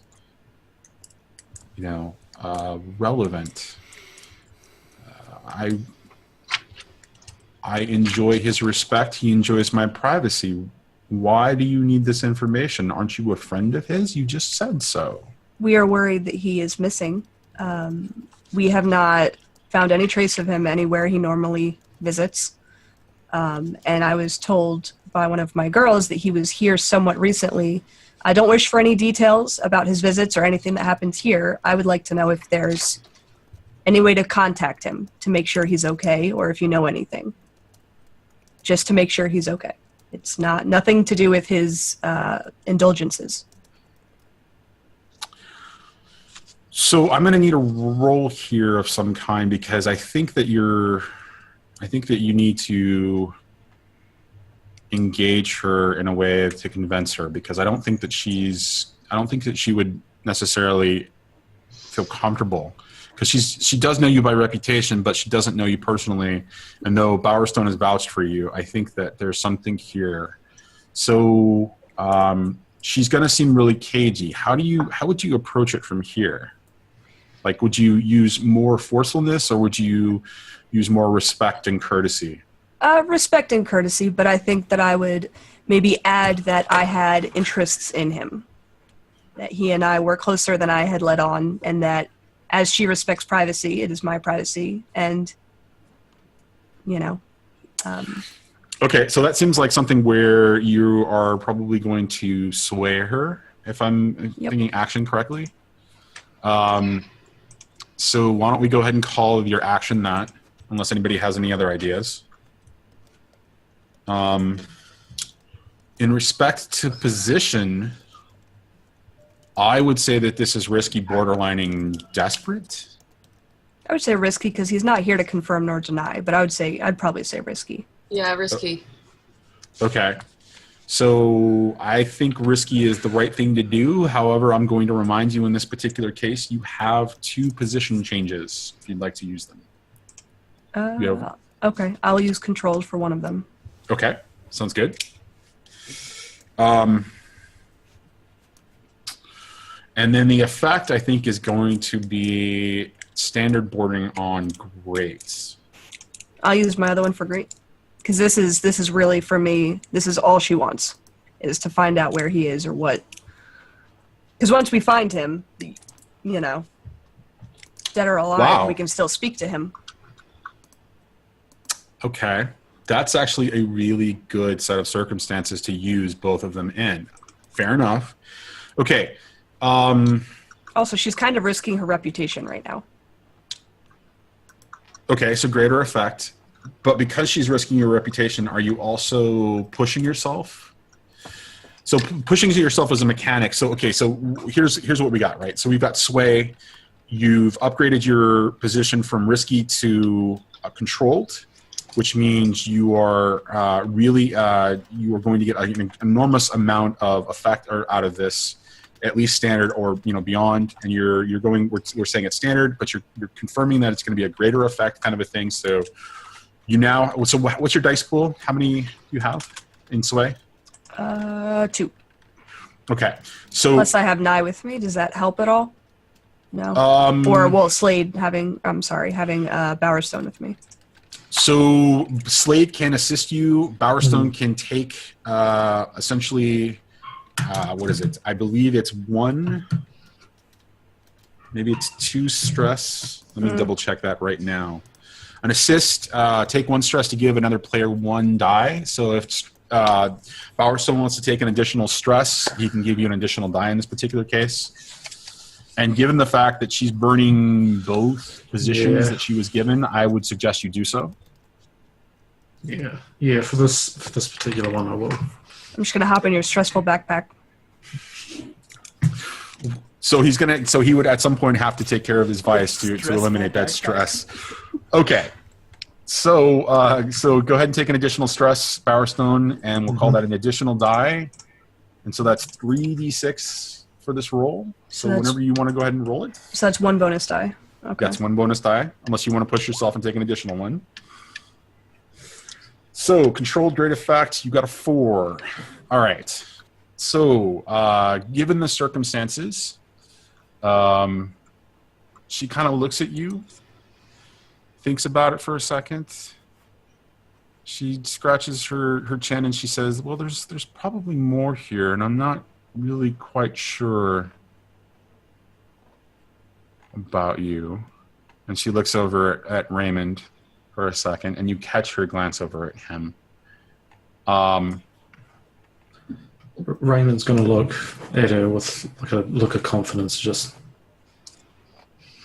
Okay, and she then responds and says, well, I don't know the exact details. And I'll be honest with you, I don't quite want to know the exact details. But because he is a frequent visitor here, and we enjoy his coin, I have been a little concerned about him, but I typically don't delve into these details. I don't delve into the circumstances of which this particular type of business occurs, but I am a little concerned because I do miss Horatio. And that's right, I did call him Horatio Vale. She says, I've heard rumors that there has been some kidnappings, some snatch and grabs going on for any individual who has any type of good experience or has knowledge around demonology. And Valen, being who he is, teaching at Charter Hall, being one of the foremost minds right now in the science and art that is demonology. My understanding is that the Red Sashes are executing a number of these operations. So you might want to start looking there. I don't know where they're holding him, but I do know that if anybody's got him right now, it's more than likely him. It's more than likely them. Okay. Thank you very much for the information. I know that privacy is of the utmost importance, but as he is more than a friend, we will say, I would like to get him home safely. And if I can lend any of my girls to you that work in other areas that have any skills, if you need anything. She says, that's wonderful, dear. Your girls that are here right now are doing fine. Consider this a gift, and thank you for the gift in return. As she begins to reach for the gift, of which, what did you get her? So it's an incidental, but what did you get her? It's something that I've probably been keeping for years for a special occasion, or for an advantage if it were a situation where I could use it. So it's something of an endearment then. Mm-hmm. It's a very, a vintage bottle of wine. She says, "Oh, this is lovely. Thank you very much. I do appreciate it. We'll consider this the beginning of a friendship. Now, if you excuse me, I need to step out and go on and go back to my daily business. So if there's nothing else, I'll leave you to find your way out." And she steps up and opens the door and holds the door for you. Okay. We'll say thank you and follow her. Okay. And so what do you do with that information? You've now just completed the progress clock for information about Valen, about his potential whereabouts. We will probably when we split up, we were at the house. That is We were at the correct. Vale, right? That The was- Vale. We're at the Vale. Right. Okay. So we would probably return to the Vale and have a few drinks and wait. If they're not there, wait for them. Okay, so we're going to call that the end of the score then, and a successful score, because you guys completed you completed the task that you were trying to accomplish, got the information that you were looking for, and got away pretty scot-free. Although that 4 on that sway roll will definitely have some consequences that come up at some point, and we'll talk about those as a part of downtime, I guess. Hey, before we get too terribly into downtime and everything else, unMade, are we going to 8 o'clock? Are we going to 11 o'clock? Or are we going past? We're going past. Go Okay, nuts. fair enough.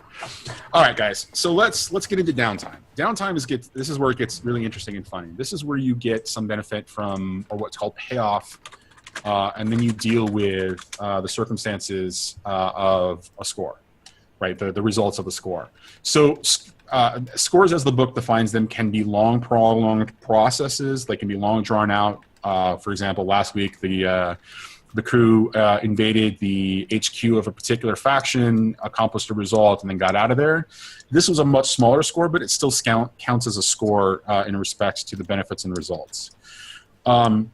So you were not particularly targeting a faction at this point. It was more about information gathering. But given that circumstance, for reputation, you guys received the default 2 for your crew. Your reward is going to be in respect to coin, and the coin represents more about the influence that you were able to exert and the efforts that you made to go along with that, and that's also going to be 2. So the crew earned 2 coin at that point. 2 in total? 2 coin and 2 reputation for that. And so that's payoff. And payoff really is all just about you getting some tangible benefit that's more than just the information that you walked away from. You successfully, Bowerstone and OC successfully accomplished to get the information. You've advanced the progress clock. You deserve some tangible result for that, right? That, the coin might not necessarily come directly from that experience. It may come from, the extending of your network, the reputation, that kind of thing. On top of that, we will move on to the next segment, which is heat. You guys actually didn't approach an opponent of any kind, or there wasn't any conflict generated as far as you can tell from this particular situation. So in this case, this sounds to me, at least initially, like there's going to be 0 heat from this particular score. So does anybody else have? In the interest of shooting myself in the foot, the cohorts did roll a 1. That is very true. I'm gonna shoot you in the foot as well. You stole my coat. We can have conflict right now. I mean, I just gave you the wrong coat. You took it off. You took off and didn't look at your coat until You gave your coat to him. Yeah, it's not I mean, stealing. fair is You fair. handed it to me. Yeah. There are rules specifically to handle player versus player conflict. There You are said- specific rules. You said hold this, and I still am. I did exactly what you said. You are a belly. It's got a point. It's got a valid point. Within Is it a slash fight? within the confines of your task, I'm still doing it, and I'm killing it. We shall have some aggressive negotiations. Can they duel with like sticks or something? I just want you to know. Oh, they could look totally great. duel. I look great holding your coat. Oh, lightning hook duel. This girl and I gotta sit at the bar and watch. Take it outside, boys.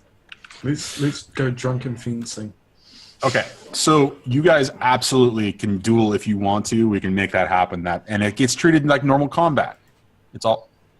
So we can duel if we want to. You And then absolutely they can leave us duel. Duel behind. your life away. Can we leave our They can friends leave us behind. Yeah. Yes.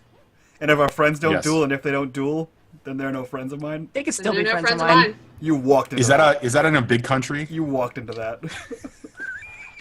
Safe. Okay, so that's at least 1 heat. Now I can think of one other circumstance that would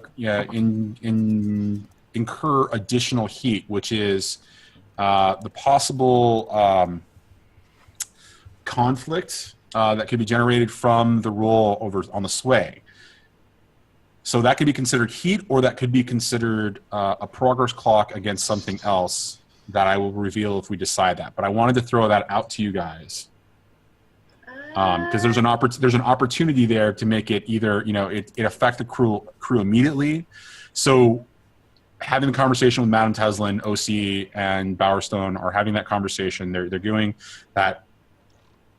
They successfully get the information that they want given the position and the effect, but there's a little bit of doubt that was inserted there in Madame Teslin. So that can either result in heat or that can result in a progress clock. So I'll let you guys make the decision of how you want to do that. You can more easily mitigate a heat than a progress clock. Oh, that's true. For some reason, progress sounds good. What if I send Nye to figure out her Like, leave Nye there? preferences No, and send her a gift? that's a choice in words. Perfect. Wait, so let me understand what you're trying to do here. Gift You're trying number to mitigate- 2. You're trying to mitigate the heat by engaging her again. No, I'm not going to. I would say, But you would be doing that through the manipulate or through the interaction with Nye, right? it wouldn't be Nye, it would be someone, but yeah. Okay, I would so have Nye find out, and then we would send someone. Okay, so that's something that you could totally do in in downtime. Okay. Cool. So in downtime, that would be probably something that would be fall under reduce heat specifically. So you would take an action and you would do a roll, and then your action would be, or you would do a roll, and that the action for that would specifically be sending Nye to actually reduce. But so you're making the decision then, and that's what I'm hearing, that we're going to give you one additional heat for that situation versus taking something on a progress clock. Yeah, I would rather take the heat. Okay. Everybody's good with that? Yeah. Okay, so we're going to call that 2 heat. Where do I In mark- total? Or In additional total. 2? Okay. Where do I mark In that? You don't. It's marked on the crew sheet. Okay. So if you look at the crew sheet, there is an indication for heat. It works in the same way that stress works for characters. So after the payoff, we roll dice equal to your wanted level and read the result according to your wanted level. Right now, I believe that you guys have a wanted level of 0. Is that correct? Currently. What was that roll that I just Depends heard? what kind I wanted. Heyo. Well, given OC's background and her efforts, I just, We're sure she's wanted. She's crushing it. She's Yeah, orange absolutely. crushing it. Oh, yeah. Oh, Yeah. Okay, so at this point, I think we're just going to call it 1 die with your wanted level, just for the sheer desire to roll. And have you guys just, let's go ahead and have somebody roll that. Mike, why don't you go ahead and do that? Just roll Where is 1d6. that on the sheet? Oh, we're 26? Just 1d6. Looks like I think this is how this works. If this Slade isn't already how this crushed works, it for then us. yes. Ooh, crush it, Slade. do Batman. it. Slade rolled a 6. Sir, Yeah. Sir Bowerstone. Thank you, Bowerstone. Also, where are you looking? What page? I'm not is gonna this? lie. Never happens. You rock. Johnny, what page? For entanglements, Yeah. I'm looking at a different sheet. Hold on just a second. I will point you to the entanglements. Gotcha. It is... Where is it? Where'd it go? I think it's consequence and harm. Nope, that's not it. Maybe it's payoff. After payoff and heat determined, GM determines entanglement for the crew using the list below. Find the column that matches the crew's current heat level, then roll a number of dice equal to their wanted level, and use the result of the roll to select which sort of entanglement manifest. If wanted level is 0, roll 2 dice and keep the lowest of 2 results. Actually, that's a great idea. Yep. Slade, roll another d6, please. Perfect. Oh, no. Uh-oh. Come on, you can do No, it. actually, this Pressure's is on. actually No good. Wheatons, no Wheatons. Pressure's on. You fucked us. Oh no. Oh no. Gain trouble or usual suspects. Let me read you the two, and then you guys, I'm going to let you guys choose. One of your gangs or cohorts causes trouble due to their flaws. You can lose face, forfeit rep equal to your tier +1, make an example of the gang members, or face reprisals from the wrong party. Or usual suspects. The blue coats grab someone in the periphery of your crew. One player volunteers a friend or vice purveyor as the person most likely taken. Make a fortune roll to find out if they resist questioning, or pay the blue coats off with 1 coin. Surely we can hand over the vampire guy. I mean, no one's going to miss him. I'm certainly not.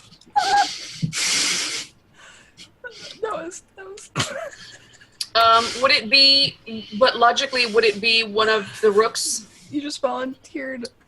Well, so in this particular I case, volunteered him.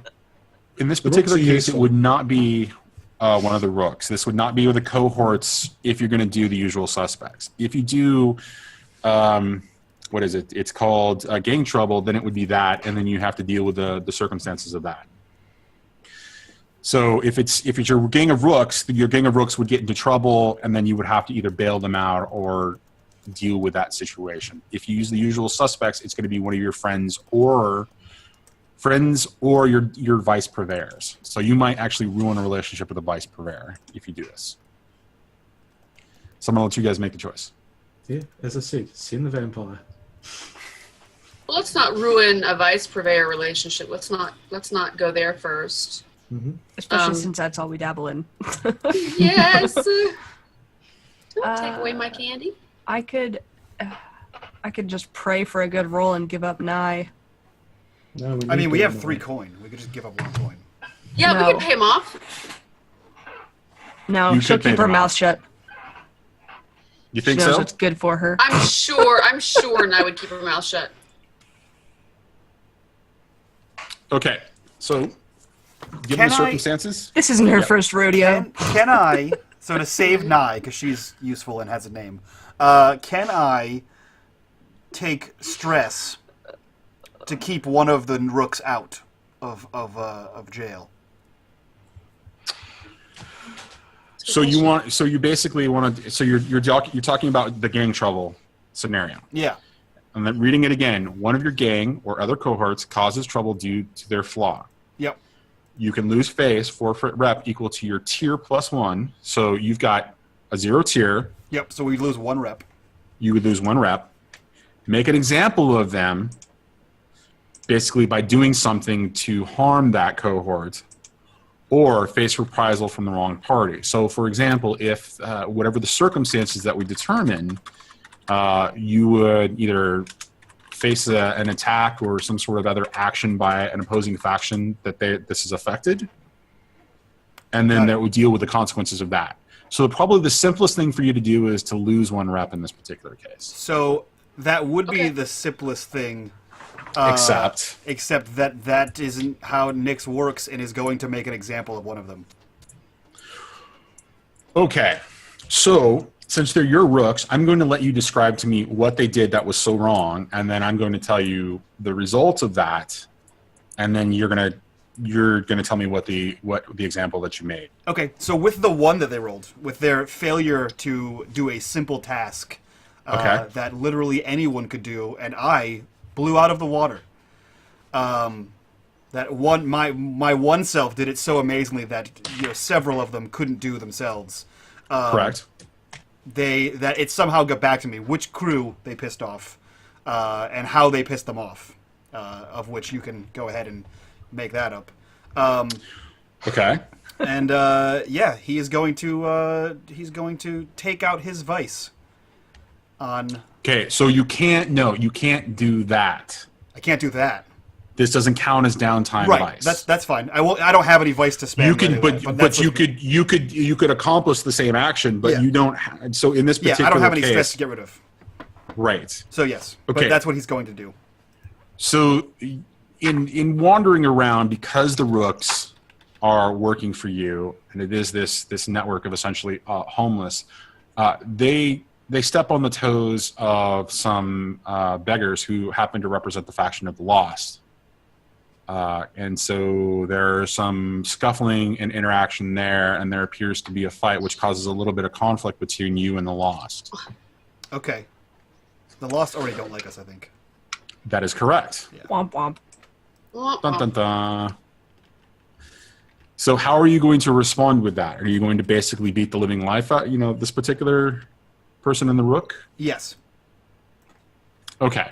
So making an example of that, how do you do this publicly? Do you do this in front of essentially members of the Lost? No, I don't think he would do it in front of members of the Lost, only because they already have an issue with the fact. Basically, their issue is how I treat them normally. Okay. So beating the shit out of them in front of them. So this is a Tuesday beating, is what you're saying. Yeah. Right. So the shock value here is that no one knows that Nyx's vice is violence. His vice is pain, and it's not receiving pain. So he has a tradition of beating the shit out of his informants, and that's why they stay in line. And when they step out of line, guess what? You move up on the list. So this guy moved up to the top of the list today, but it wouldn't be in plain view of the Rooks, because I'm sorry, it wouldn't be in plain view of the Lost, because that sort of defeats the purpose. He already whimpered and sniveled and made an ass of himself in front of the Lost, who already don't like us. So the fact that he did that pains me, and now I must pain him. Can Okay. OC watch? Get on You know pay-per-view. what? I don't know. If you followed me, maybe, but I think he would do it in some seedy back alley. This wouldn't be out in public. This wouldn't be in the church. This wouldn't be in the Vale or near the Vale. This would be in some dark alley under a bridge. In a church? You mind Sack full of pieces oranges. to it in a church? Yes, leaves less of a mark. Okay, so all right, so you accomplish this, thus reducing the entanglement circumstances, right? You affect retribution or justice, and however you want to think about it, on your cohorts or your gang, making their trust in you a little bit less in this particular circumstance, but it does not going to have a mechanical effect at this point. It's just a circumstance where it's the next time that you engage with them, you never know. There's always going to be a little bit of a doubt until you reestablish that, but there's not a mechanical effect. Yeah, he doesn't want their trust. He just wants their fear. Right. So you essentially have, you've essentially taken care of the circumstances, and there's no other adverse effect that happens after that. Sweet. All right. So with that in mind, we are now entering downtime. So entanglements are done, payoff is done, heat has been dealt out. Now it's downtime. And downtime is the third big phase of the game, which allows you to do things like recover your stress by indulging in a vice. It allows you to take any experience with which you might have earned, which you guys haven't done yet, and we'll do that at the end of the session. We'll leave time for that specifically. So Mike, let me know when you want me to start that particular part of the process, because that's going to take about 10 to 15 minutes in respective conversation. 11:30, 11:45, that's where we're going to end. Right around there. Okay, so why don't we start that process at around 11:15 your time. Okay. So that gives us about 25 minutes. All right, so you can, again, indulge vice. So in the case, I think it's only Bowerstone that has stress at this point, unless somebody else wants to correct. Pissed. You can train. You can reduce your heat. You can recover. So essentially take a treatment, a healing circumstance, but nobody's taken any harm yet. You can start or continue a long-term project, or you can acquire an asset of some kind. So in this case, just so you guys know, you get 2 downtime actions per downtime period. And there are ways to get additional downtimes, and that means, by spending coin or rep, essentially crew coin or individual coin or crew rep. But at this point, I'm not sure how much downtime you guys actually want to take. I mean, Violet, as we were talking about, you visiting the Canal Street meeting could be an example of starting the long-term project that is the demon text, or it could be, you know, an information gathering kind of a circumstance as well. Definitely. As a part of free play, you guys again could acquire an asset. So why don't you guys let me know what you want to do? I mean, is there anything that you really want to accomplish in downtime before we move on to the next planning phase for the next score? Yeah, I definitely want to meet with the Duskville Spectral Society because they invited me, and I definitely want to perform a ritual because I can summon like a lesser demon to maybe start helping me read that text. Or an entity. Okay.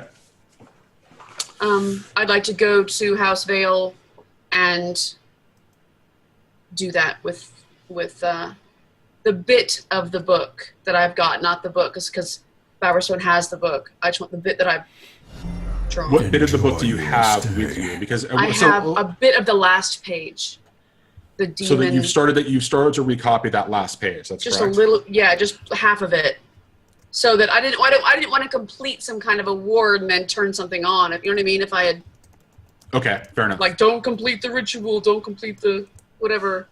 Okay, so I'm gonna context shift for just a second. Bowerstone, where is that book?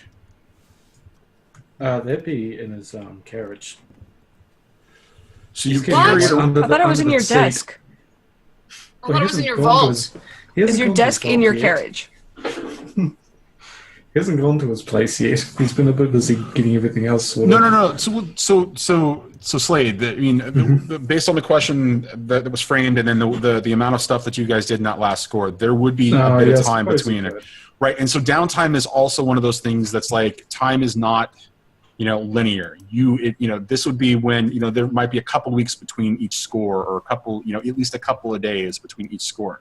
So it would be like you would definitely be visiting home. You would be visiting the Bowerbaum Cave and doing Bowerbaum Cave training things, that kind of a thing. So that's where I leave it then. Yes. So you would leave it in the Bowerbaum Cave?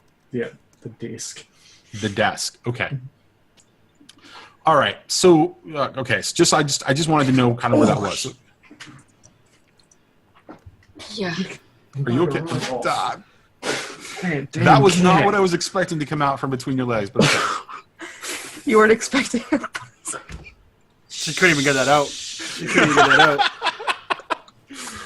Okay, so with that, guys, with that in mind, we're going to context switch back to Violet. Violet, which of those two actions, or which of those two downtime actions do you want to take first?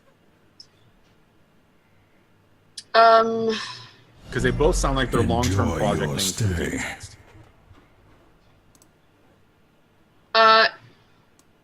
It's going to depend on timing. I don't know when the Hour of Chains is compared to where we are now, so that will depend on which one I do first. So the Hour of Change is okay. So let me take a step back here to talk just a teeny bit about time in Blades in the Dark and Duskfall specifically, just so that everybody understands the context of what she's talking about.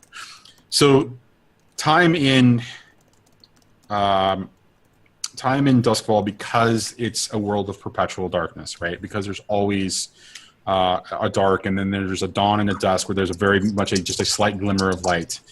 The only way that you really can tell the difference in time, especially since the phases of the moons, and I say that plural because sometimes the moon looks like one entity in the sky, and sometimes it looks like a fractured multiple entities in the sky. The only way to really tell time is an incredibly rigid structure of time that's kept by the timekeepers, who are just not a faction, but just a part of the organizational structure of the local government and the Imperium. Time is measured in 6 months instead of a year, or instead of 12 months as we would measure it, and those 6 months are exactly 60 days. Each week is represented as a number, like 1 through 10 in those months. And like I said, I'll go into much greater detail at some point where we can talk about this. But so cool. Getting down to the actual hours of the day, what is registered as daytime is known as the time between dawn and dusk. And that is measured in calling it the first hour. So right after dawn is the first hour, the second hour, the third hour, and those go all the way to 12. And so time is actually 24 hours again. But when it goes from dawn or from dusk until dawn, those are measured very differently, or those are described differently. Those are described as names or references to things in the popular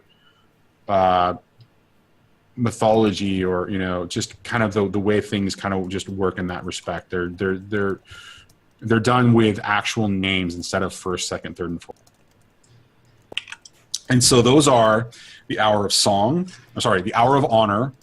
You don't need, Violet, you don't need to write these down. They're all in the book. I'll point you to the page afterwards. Cool. So you don't have to take notes like this. So this is the hour of honor, the hour of song, the hour of silver, the hour of thread, the hour of flame, the hour of pearls, the hour of silk, the hour of wine, the hour of ash, the hour of coal, the hour of chains, and the hour of smoke. So in chains is 2 hours before the dawn. So the hour of chains would be visiting the Canal Street Spirit Well, prior to dawn. So it's essentially 2 hours before dawn. So, and it sounds like, based on the information that they gave you, since they did not give you a particular day, it sounds like a very regular thing for the Spectral Society to do. Good deal. So I'm just going to assume that, unless you want to make further contact with the proprietor of the Duskfall Spectral Society and get some more details for us after that. And for everybody else here, this is actually a reference to one of the people at Evil Hat Productions or Games or whatever, their game and the name of their game and their group, their crew or whatever. So that's who she's been talking about. So I tend to think if they've invited me, they want me at the next meeting, like the next one. It didn't say like Sunday next. It said meet us at the hour of chains. So I want to go there at the very next hour of chains coming up. So I'll rest and I'll kind of prepare and I'll. Okay. And so what we'll do is we'll call that the next morning or the next hour of chains after the score is when you're going to go after this. And so this will be the first of your 2 downtime actions. Now, what is your intent here? Is your intent to make a connection and potentially consort with them, basically build a relationship, or are you going for the more immediate jugular and attempting to get the information by, say, like swaying them? I mean, like, describe to me generally what you want to do, whatever the fictional position is, and then we can figure out the action that goes along with it. But I think in this particular case, since it's a downtime action, you kind of want to think about it from the both directions. What's the intent and what's the action? The intent would be to find out, to make a connection and build a rapport with them. Okay. And to ask about their knowledge of demonology, their knowledge of demon text reading, because it also sounds like they specifically said, I'm going to meet them at a spirit well. I'm going to be wearing my spirit mask, and they wanted me to wear the mark of the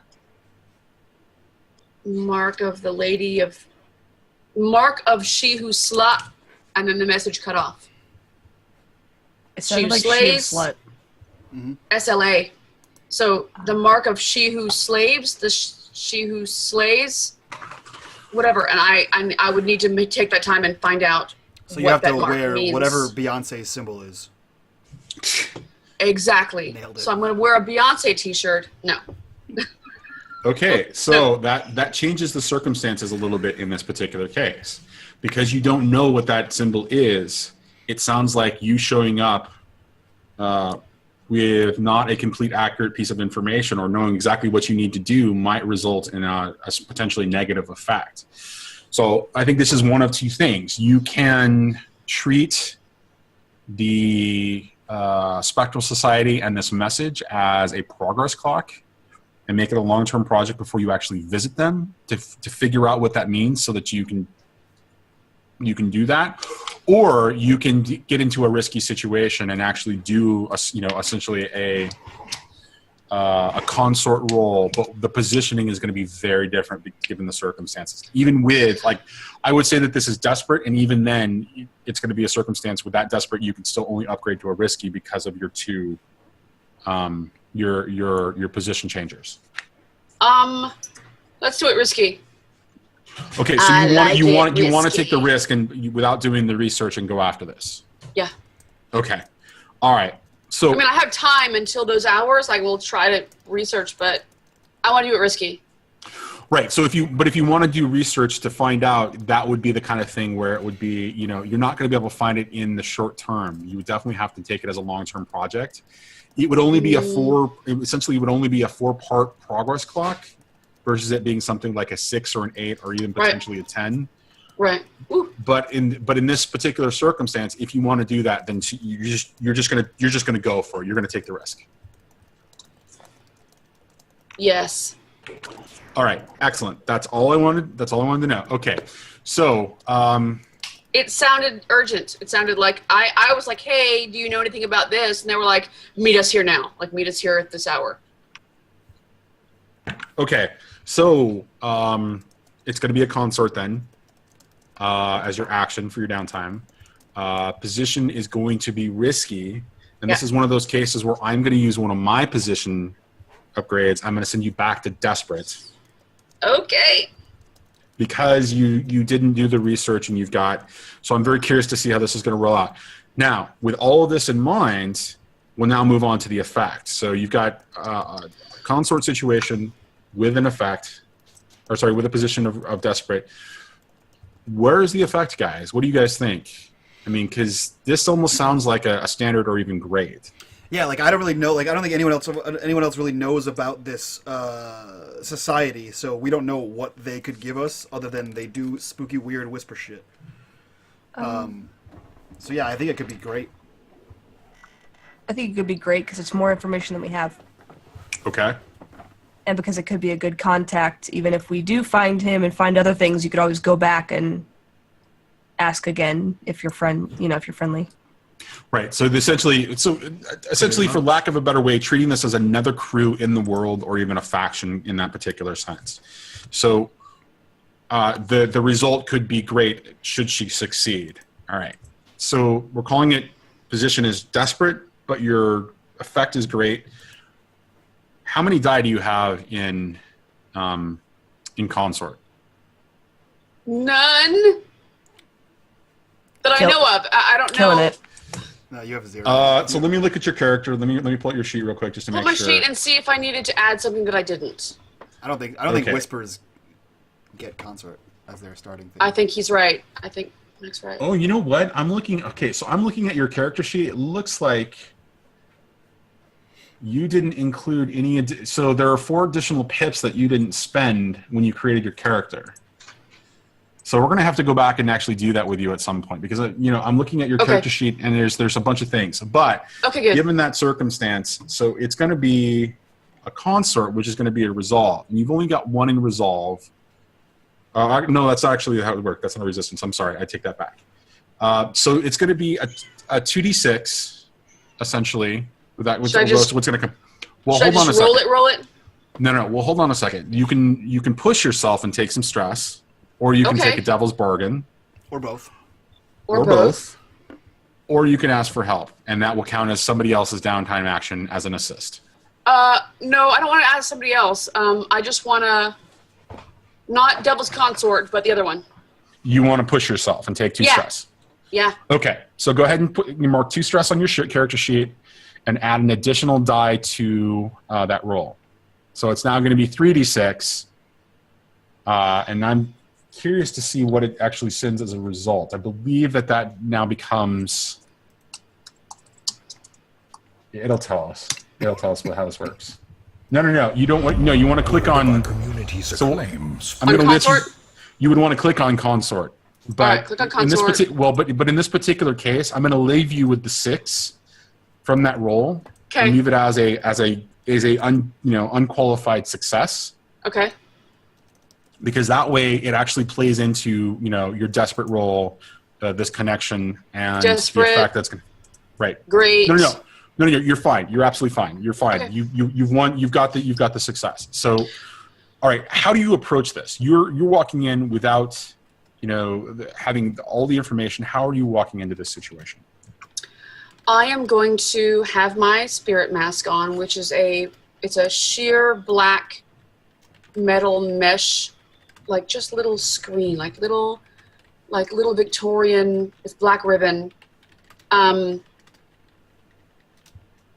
Because it's not really to conceal, but it's an arcane tool to use.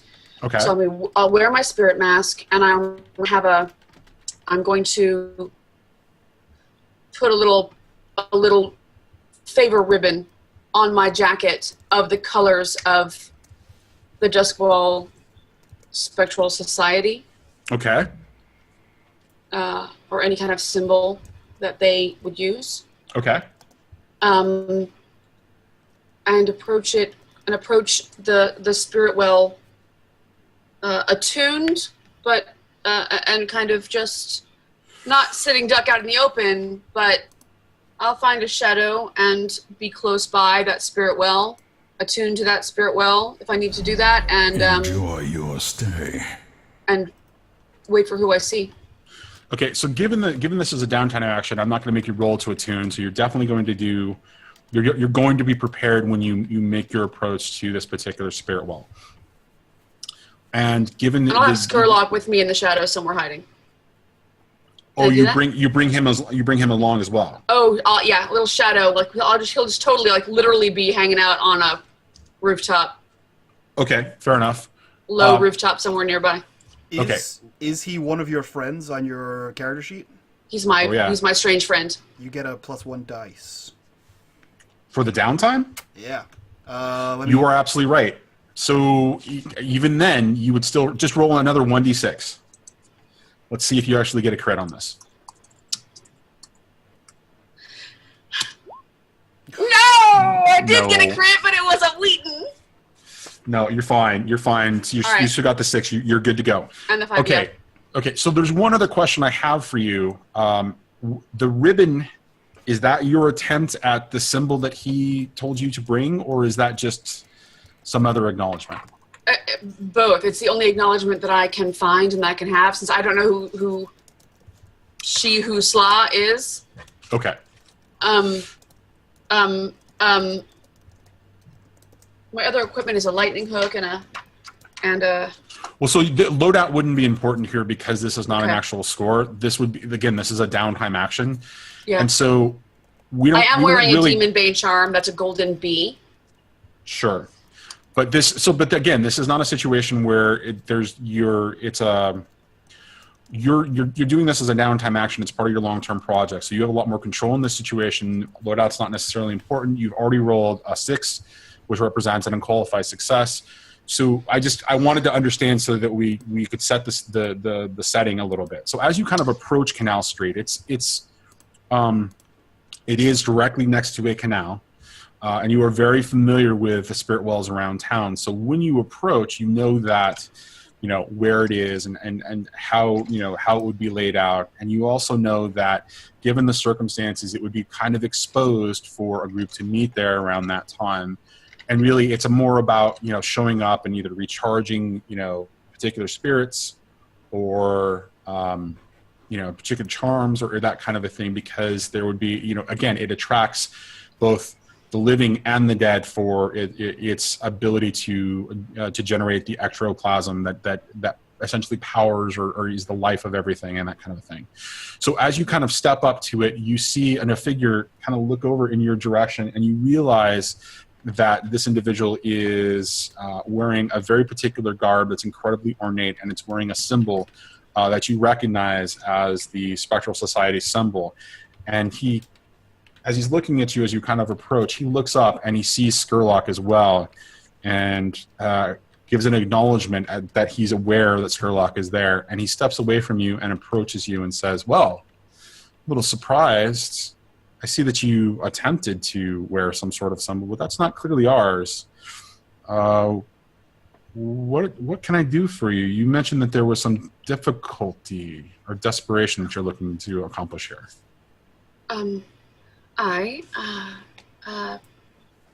Thank you for the invitation. I am in a bit of a spot. The message relayed for the invitation was incomplete, so I did not know exactly what kind of symbol you meant, so my apologies for that. I am looking for a demonologist to read a missive I have found. So before I engage it in my home, I need better eyes than mine on this scrap of paper that I found. It could be nothing. It could be dire indeed. Scrap of paper? And he looks at you curiously, trying to understand what you mean. What is this? What is this symbol that or this text that you're trying to read? What do you need a demonologist for? I cannot read it. I have been told it may be very old writing. And it's beyond my capabilities, so I didn't want to jack in the box it, as it were, in my home. Again, it could be nothing. It could be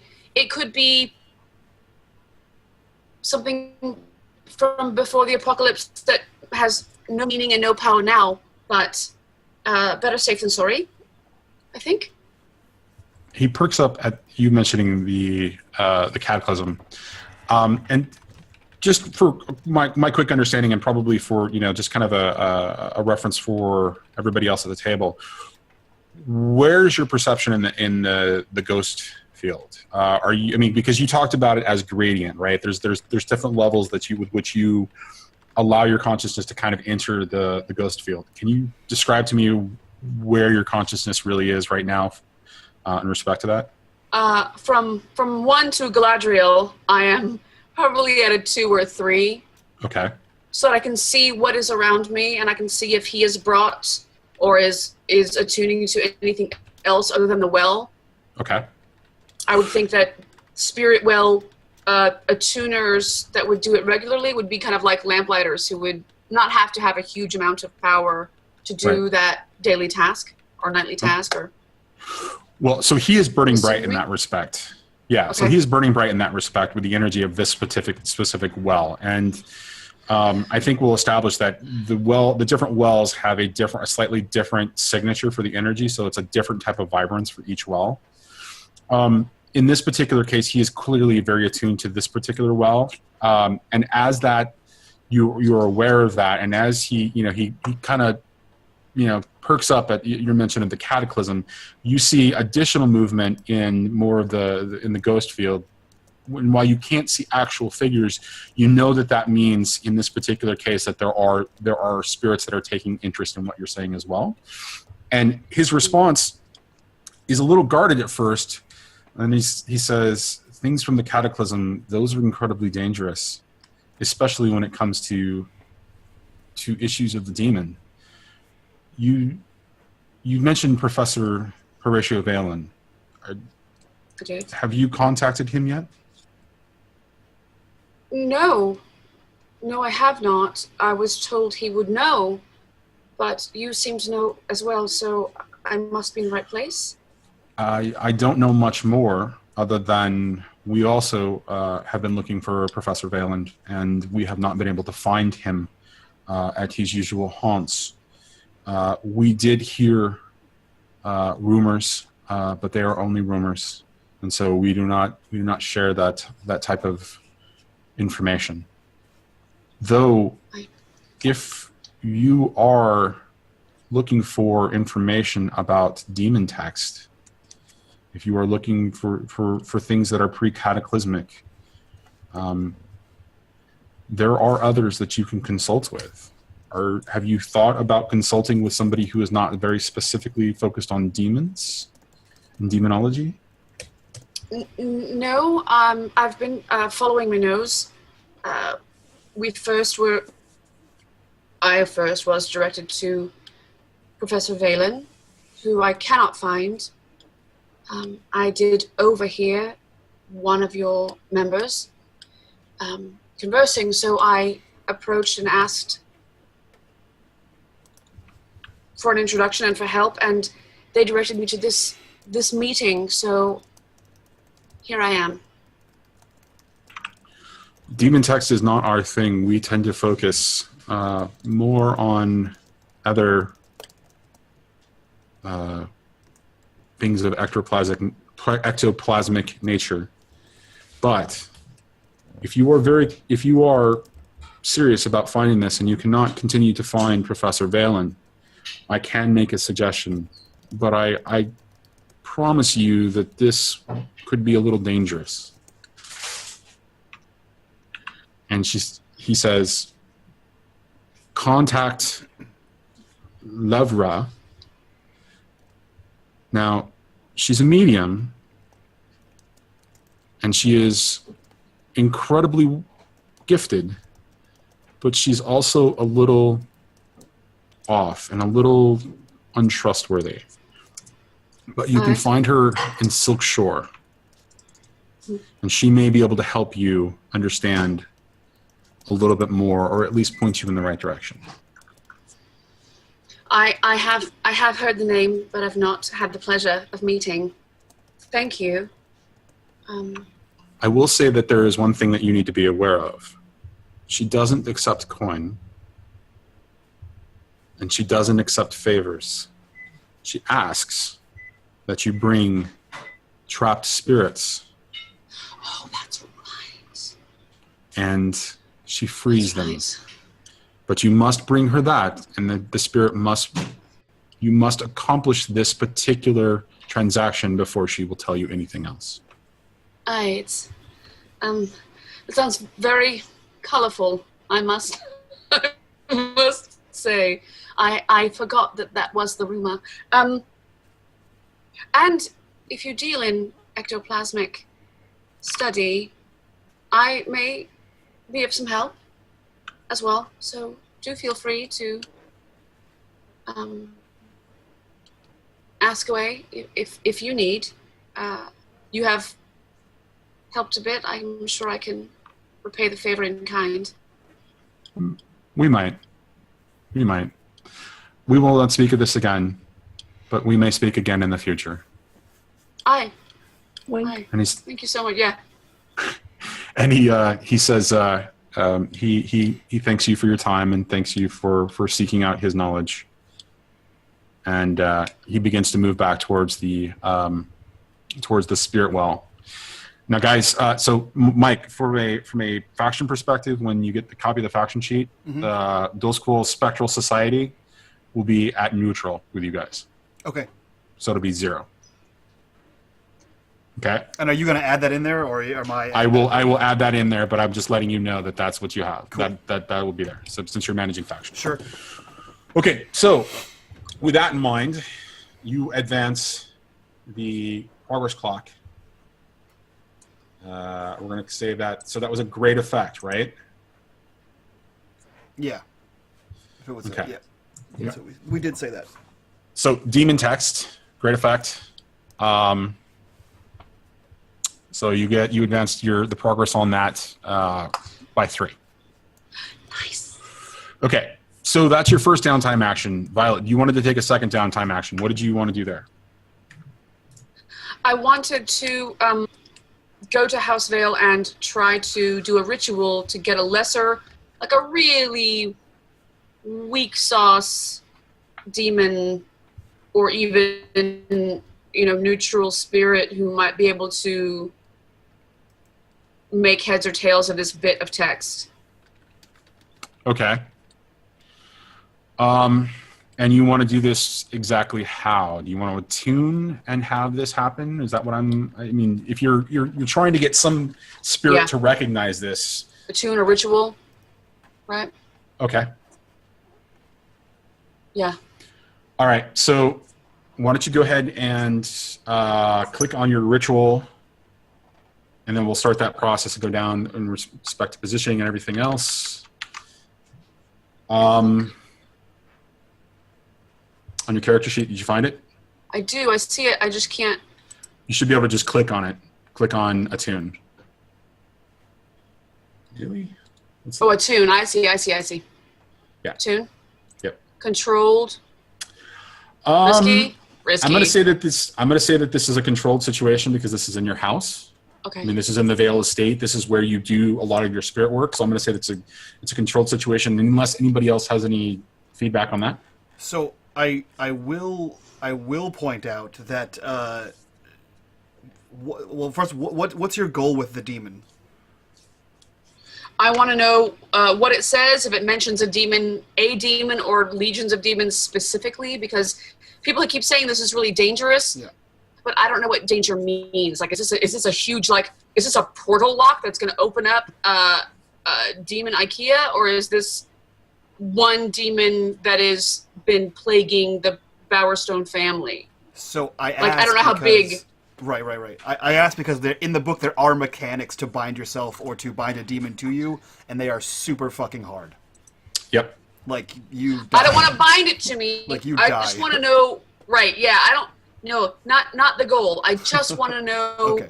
what range, because I have no idea what this is. Like, is this a big, huge? So you more just want to steel? ask one of them a question. So Mike brings up a really good point. Is this like demon wine recipe, or is this open as steel? Right, but Mike brings up a really good point. The fact that the difficulty behind communicating with a demon, it's not like communicating with a spirit. That's a very different set of experiences, and it's a lot more challenging. So I'm going to say, I would think that, I mean, I'm not giving a definitive answer here. Again, this is open to the table because the way the mechanics of this work. But I would think that would be a much more challenging thing and be a long-term project. As Mike is highlighting that it's a challenging thing. So you can begin the process to attune to a demon so that you can do that at some point, or you can just attune into the ghost field and talk to the spirits that are around the Vale estates and see if there's any feedback from that. So I'll do that first, since that other thing is really sounds really gnarly. To add to that, Johnny, to add to that, if there are varying levels of demons, which I assume there are, if she wants to summon a small one, like an impish creature, you could do that same way you would do a ghost summoning, more or less. In the Bound to a Demon section, it actually says, you perform the arcane ritual, blah, blah, you indulge in the demon's dark desire, and then you receive permission to command it. So it could be the same thing. She must indulge in that small demon's desire, and in return, she gets to ask it a question. Well, but that's in addition to the attuning, the actual ritual of accomplishing. Yeah, she'd have to succeed it. So it could be like a small success for like the lesser demons. Could be a less difficult. Task. I want super weak sauce demon. I do not want the knight walking into my parlor. Okay, again, but let's take a step back for a second. What are we talking about here? Are we talking about a little imp demon, and are you going to attune to that and then indulge in its vice? Is that what? And we're going to have this as a meta conversation because that's, I really want you to understand the circumstances with which you're putting Violet at risk at this time, and I just want you to appreciate, or I want you to make the decision with as much information as possible. You can do that, and so it's going to be a two-step. Well, actually, now that I think about it, because this is a downtime action, you can only accomplish one of those. Because you've already burned one of your downtime actions. Yeah. So you can attune to the demon, and perform that as a downtime action and do the ritual. And then the next time that you want to accomplish this, it would have to be as an information gathering kind of a role as a part of free play, or maybe a part of the score, or maybe the next time you do downtime, you're looking for this. Okay. Or you can use as a downtime action, attune to the ghost field around your house, your Vale estate, and then ask the spirits there, depending upon how the attuning goes and what the roll says. Cool. So attuning. Yeah. So it's up to you. But what are you attuning to? Are you attuning to the ghost field, or are you attuning to the demon? So as a whisper, you would at least understand that there is, character-wise, there is a lot of inherent risk in attuning to a demon. Ghost field first. Okay, fair enough. So go ahead and do that, and it's going to be a controlled situation. So how much of the cheat? how much of the sheet have you copied from what you saw in the book? Because when you described it, half of the right-hand page. The top Okay. half of the right-hand page. so about 1/4 of it, essentially. Yep. Okay, so I'm going to say that the effect is going to be limited based on how little Sure. information is there. Yeah. Okay, and then, I mean, I don't know. Do you want to push yourself for another 2 stress and take an additional die? Would Skurlock be able to help you as a consort in this situation? I don't know how that works. You have to tell me. I would love Skurlock to help me if he can, but I don't know. What does is the that table think? possible? That I mean, doesn't he's a sound vampire, possible. so. Does he consort with demons? Well, she's not consorting with It's a good demons. Oh, She's it's just the consorting with ghost spirits. field. Okay, right. Yeah, she's But just that's a good tuning to the question for ghost field. later. Right. Skurlock. I don't know. I guess we don't really know about him. So I guess what's he about? What do you know about him that would help you? All I know that he has a very, very, very old family. He is very powerful, and he's a vampire. I don't know if that gets me a bonus or not, since this is not vampiric in nature. This is spirit in nature, and I don't know how he crosses over. Yeah, I've kind of thought about him as supernatural muscle and guardian and info, but I hadn't thought about him as being able to go into ghost plane with me. Okay, so then I'm going to say that's. I mean, to me, that sounds like he's not going to be able to provide you any help. Yeah. Okay. Like, that's a conversation for later, and we'll figure that out. But Well, for now, since I don't know, I mean, that's an even a situation that we could talk about at the table now. But since we're kind of moving on with time, where yeah. we need to start doing I don't need to XP. hog the time. Yep. So let me just roll with no bonus, right? Well, unless somebody also wants to provide you as a downtime action an assist, that's. I mean, we're just going to call it straight. Yeah, I don't think anyone. I know that Nyx isn't especially attuned to the ghost Calling or it anything. straight. Go. So a 6. Wow. Nailed it. Congratulations, a 6. Okay. Woo! So as you're kind of attuning into the field and you're calling in the spirits, who comes up and brings knowledge? Now, in the past, you've mentioned Aunt Mabel, who appears to be a common, consultant or consulting spirit with you, of your family. You've also mentioned Cecil, who actually went with Bowerstone and OC to do that little score. Is it one of them, or is it somebody else that kind of steps up and provides you with a little bit of information? I think Cecil's still over at the academy because he loved it there. I think he's a total kind of an academy head. I think great-grandfather Bertold. I'm sorry, say that name again? Bertold. Great-grandfather Bertold. Okay. And so when he steps up, he looks at the text. The spirits all kind of move in as you kind of attune to the ghost field, and I'm assuming you have the page laying on the table. Yes. And they all kind of move in and, begin to take a look. And one by one, they all kind of vanish until Bertold is the only one left. And he looks at it, and he's looking at it very strangely, and he's looking at it for a very long time. And he looks up at you, and he looks down at the text, and he says, "What do you want to know about this girl?" Is it a portal? Is it a lock? Is it a seal? Is it just a warning?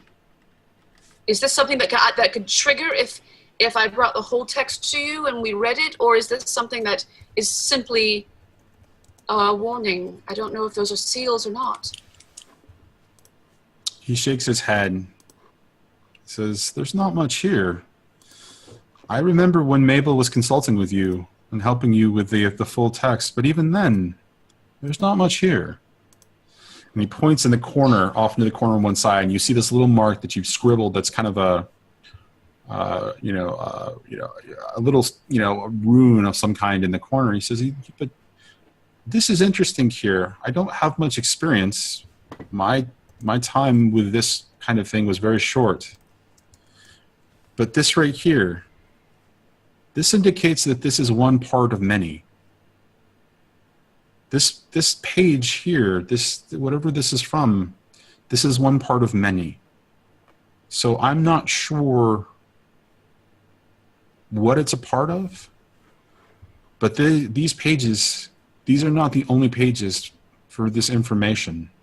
So I would assume, and he kind of strokes his chin and kind of absently scratches behind his ear, as was the fidgets, of his nature, his mannerisms of the time, affecting it, even though there's nothing there for him to do. He says, I would assume that there is many pages from whatever book this was from. And so be careful, because you never know what you're going to find on one page, let alone many. And he says, that's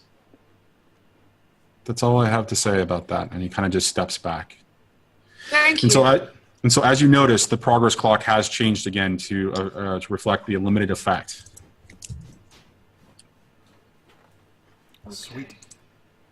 Okay. All right. So you guys are halfway Thank you, there. grandfather. Okay. And so, Okay. like I said, he's like vanishing back as you say thank you, and you hear, a very distant "You're welcome." You're welcome. Okay. And I can so smell those this pipe tobacco. right, exactly. So those are your two downtime items. We're at 11:30 right now, so we can context shift into XP and do the rest of the downtime the next time. Yeah, that works. Okay, so just for reference, the OC, Nix, and Bowerstone, you guys all have downtime to accomplish before we move back into the free play stage next week. Cool. All right, so with all that in mind, let's talk about XP. And as I explained kind of in chat off camera, you guys actually track your individual XP allotment, and we'll kind of go through that very generally here. Let me just bring it up, the sheet that I need to bring. Where is it? And we're going to start with Nix, since I know that Mike is incredibly attentive to things like this. So did you make a desperate action with any of your action attributes? I did not. Okay, so no XP dealt there. Did you play any specific XP triggers? I think so. Okay. I believe my XP trigger is when you address a challenge with calculation or conspiracy. I think gathering the information was a very calculated maneuver. Okay, fair enough. And so that's, I would assume, since you only did it once, that's one XP. Yep. Yeah, one XP. And then so with the non-action role specific, or the non-action attribute specific ones, you can assign that anywhere. Okay. So if even if it's not your resolve, you could assign it in, say, prowess. Sure. Right. So that's entirely up to you where you want to assign it, just as long as you assign it somewhere. Right. I got you. All right. So express your beliefs, drives, heritage, or background. No. What the hell are drives? Where is that? I don't remember that at all. So it's the kind of things that you bring to the table that motivate the character. Okay. So I would say that. So that's going to happen in my downtime. Next time. Potentially, yeah. Yeah. Okay. Struggle with issues of your vice or traumas? I don't think you did. I would say no. He didn't indulge in his vice. He just sort of reprimanded somebody. I was gonna say you did beat someone. Yeah, but he didn't actually do his vice because, like, to use your vice, you have to have trauma, or not trauma. Okay. You have to have stress to relieve. So if I indulge in my vice and I have no stress, I actually overdose on my vice, or I overindulge. Oh, so you just did it for fun. Yeah, I just Got did it it for enjoyment. Pretty much. Yep. He would go Bill Sykes on that. Yep.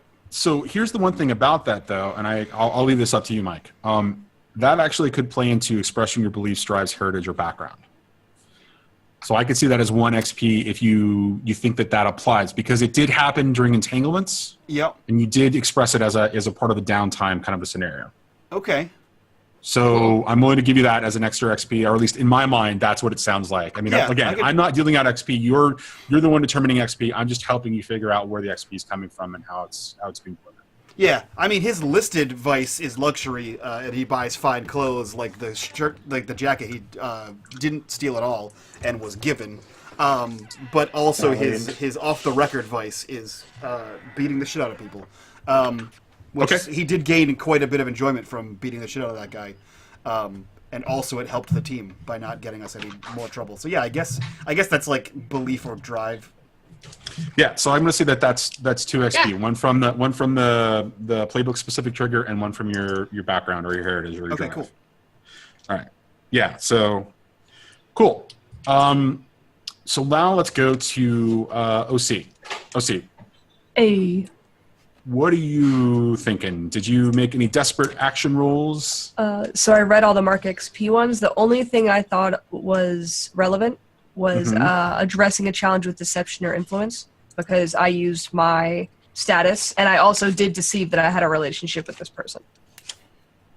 So that sounds like you got 2 XP then. Is that 2? Can you get 2 from the same? Like if I did it twice, so I get okay. So if you do an action once, it's 1 XP. If you do it multiple times, no matter how many times you do it, you get a maximum of 2. What do I do with that? So Like, where do I put on the that? right-hand side where it says Insight, Prowess, or Resolve, So just put check off two, and it's the same rule if you can only have up to 2, or that's just starting. Right. Well, so you can only earn up to 2 in each section, right? There, you can only earn up to 2 for. So if you do actions that are based on you used your action attributes, and it was a desperate situation, you get up to 2 XP for that. And again, it's if you did it once, you get 1 XP. If you did it multiple times, you get a maximum of 2, and you can earn a maximum of 2, is my understanding right now. Okay. So I will reread this again, and I will have a clarification for you next week, if nothing else. But that is my understanding of it right now. So you earned 2 XP specifically from your beliefs, drives, heritage, and background, or your playbook specific trigger, right? Yeah, it was the deception or influence. Yeah. That's correct. Okay. So I put 2 in somewhere. I'll figure that out later. Yeah, we'll just note that you have 2 XP for now. Okay. And no, you can earn as many XP as you want in a session. Oh, You you dance can? if you want to. Well, no. So there was something I read that there were limits about that. We'll figure that out. We'll figure that out off screen. We'll talk about it next week. Yeah. Does he get XP for leaving his friends behind? I took 2 in that. Just, I heard it takes 2 to tango, though. It sure does. That guy didn't do anything. He just laid there and took it. Yeah. sorry. That's what I prefer. Sorry. All right, Slade. Yo, What about you? everything.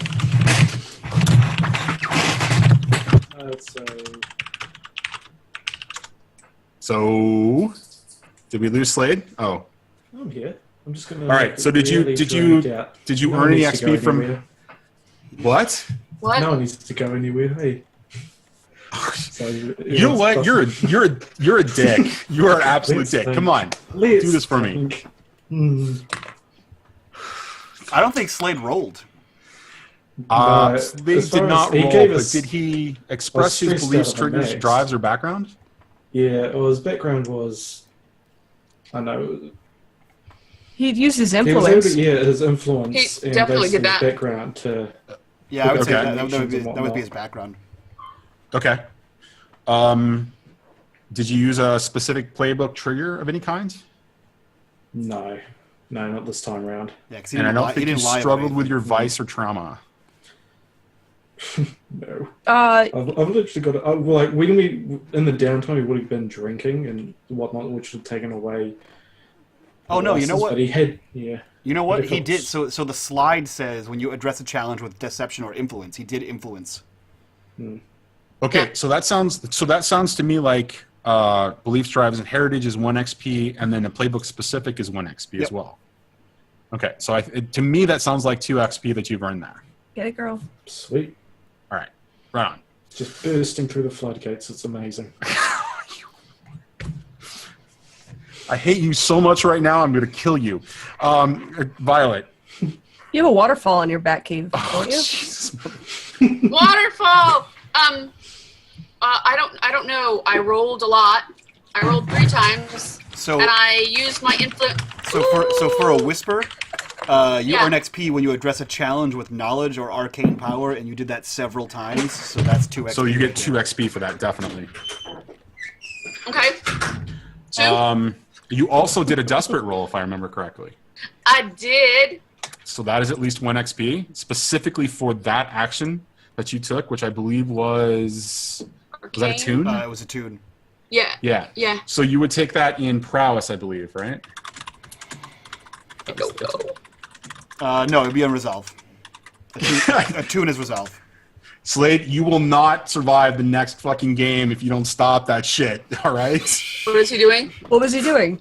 He's got a What am I cup doing? in front of his What was he doing? What was he doing?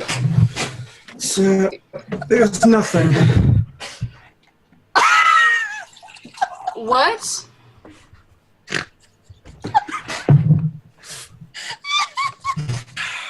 Must keep hydrated.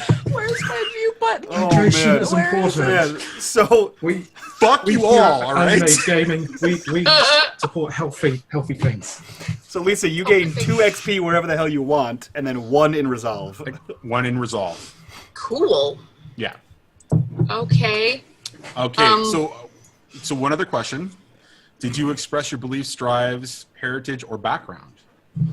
I did with the society. That's another XP in my book. So it sounds like you That earned goes 4 wherever XP. you, that goes wherever you want as well. And that going Okay. goes wherever you want, right? So you've got 3 wherever you want and 1 that goes into resolve. And that I think is it. Yep. I Okay. don't think there's anything else. Now, thank you, Slade, for making that uncomfortable for me yet again. What Jinja. else do we have to talk about? Shut up, Jinja. Shut So up, I have Jinja. I have 2 XP. Where would that go? Anywhere you want. I just don't know, eh? Can I put it in anything, or does it have to go into a specific slot? You know what, Mike? I'm just gonna fucking walk away right now, and you can do the outro. I'll be right back. All right, no, go nuts. Your XP, were they for a specific thing? No, I'm just being an asshole. I know what to do. Then they go anywhere. So, guys, this has been episode 2 of Blades in the Dark 6 and 20. We still have no idea what that means. It's a surprise to us. It's a surprise to you. We're going to find out together, though. So let's go around and introduce or reintroduce or outroduce our characters, our players. Outrageous. Yeah, outroduce everybody. So we'll start with Xmas Ninja. Last in, first out. Who are you? What are you doing here? And why should anybody care? Sorry, guys. I had to work. I don't need your judgment. None- Unmade. I mean, do you, girl? So I run a first-person shooter horror channel over on Xmas Ninja, and I occasionally come here and play D&D and stuffs on Tuesdays and Wednesdays. Sweet. And Miss Danger Lily, Miss Lisa Lee, Miss Sass Wilder, whatever we can call you. Who are you? Ghost What are you Whisperer. doing here? And what did you think about tonight's session? Oh, it's so much fun. I just love learning about this world. And we're learning as we're going, and I can't wait to we put more of the wheels on and really roll a little farther and get deeper into this world of vice and dark awesome things. Right. Lisa Cool. Lee, and I am Lisa Bell on Twitch and on Twitter. I'm Lisa Bell on Twitter. Hi. And I'm a voice actor, and you can hear me right now on Sight Unseen on iTunes, a podcast. All 6 episodes. You can binge that right now, and season 2 and season 3 are coming. Awesome. Like that. Cool. Dun dun dun. So we'll jump over to the kiwi fruit himself, the Hobbit from Yay! Hobbiton, Lord Sauron. Slade, who are you? What are you doing here? And what do you think about tonight? So I'm Slade for Crypto Gaming. You can watch me play games, mostly Overwatch at the moment. New anniversary patch that came out, but yeah, tonight's session was good, and I just hope it suits someone washed his hands. And last I thought but it was gonna be today, R. Kelly in here. last but today, definitely the least, Video Store Cowboy. Who are you? What are you doing here? And what do you think about tonight? First off, I want to say thank you guys. And second off, I want to say fuck you guys. Like, seriously. I mean, really, seriously. I love you, but I hate you all at the same time. My name's Johnny. I am Twitch broadcaster, variety broadcaster, Video Store Cowboys channel. Thanks, guys. Again, really awesome time. I can't wait to watch this back. There are some things that happened here that I can't wait to kind of plug into the next story, into the bigger perspective. Just a real quick plug for tomorrow night. Tomorrow night we'll be doing this over on Not So Speedruns channel, doing the other crew. That'll be at the same time, 5 to 8 or 8 to 11 Eastern time. And we'll be seeing the results of their score from next week, and et cetera, all of that. So that's where you can find me tomorrow night, and then you can find these guys next week coming back to find out whatever it is that they're doing in their downtime. Thanks again, Mike. Really enjoying this so far, having a good time, and I really appreciate everybody that's kind of talking and chatting, giving us crap. So sure. Cool, guys. Yeah. So, as always, you can find us here at unMadeGaming every Tuesday and every Thursday from 7 p.m. to 10 p.m. Eastern Standard Time, and every Wednesday right here at 6 and 20 from 8 p.m. to 11 p.m. You can find the other half of this show, as Johnny said, over at Not So Speedruns. They are running the Crew Phantoms, a complement to our Shroud, over on Thursday at 8 p.m. to 11 p.m. On their channel. Guys, if you want to come and hang out with us and join the conversation, feel free to hit us up in that Discord. And if you guys want some sweet unmade gaming swag like this shirt right here, we are currently on sale at this moment. Exclamation point merch in the chat there, and you can see all the cool stuff we have. We have a shirt for each of our moderators. We have this shirt. We have a Rhino shirt. And coming soon, there might be a Blades shirt, guys. So we'll see about that. But yeah, guys, we're going to do a quick raid. We're going to go from Blades in the Dark to the Darkest Dungeon with our friend... God damn it, our friend went offline because he's going to eat. Stupid Trainsy jerk. Do you have friends? I don't. I just pretend that Friends? I do. And I hope that they say that back about me. I hope Please, that they say, please we're, like me. we're friends. That's what I do, yeah. Yeah. Also, guys, if you subscribe, you get awesome emotes. That's true. You do get some rad emotes for subscribing. Yes. They're pretty sweet. All right, cool. He's back. Yeah. So we're going to go from the Darkest Dungeon, from Blades and Dark to Darkest Dungeon. That's what I said. I said the cool thing first last time, guys. So go over there, Last raid Trainsy, TV. He took off the TV. No more TV. TV's bad for you. Go give him a raid. And from all of us to you guys, bye-bye.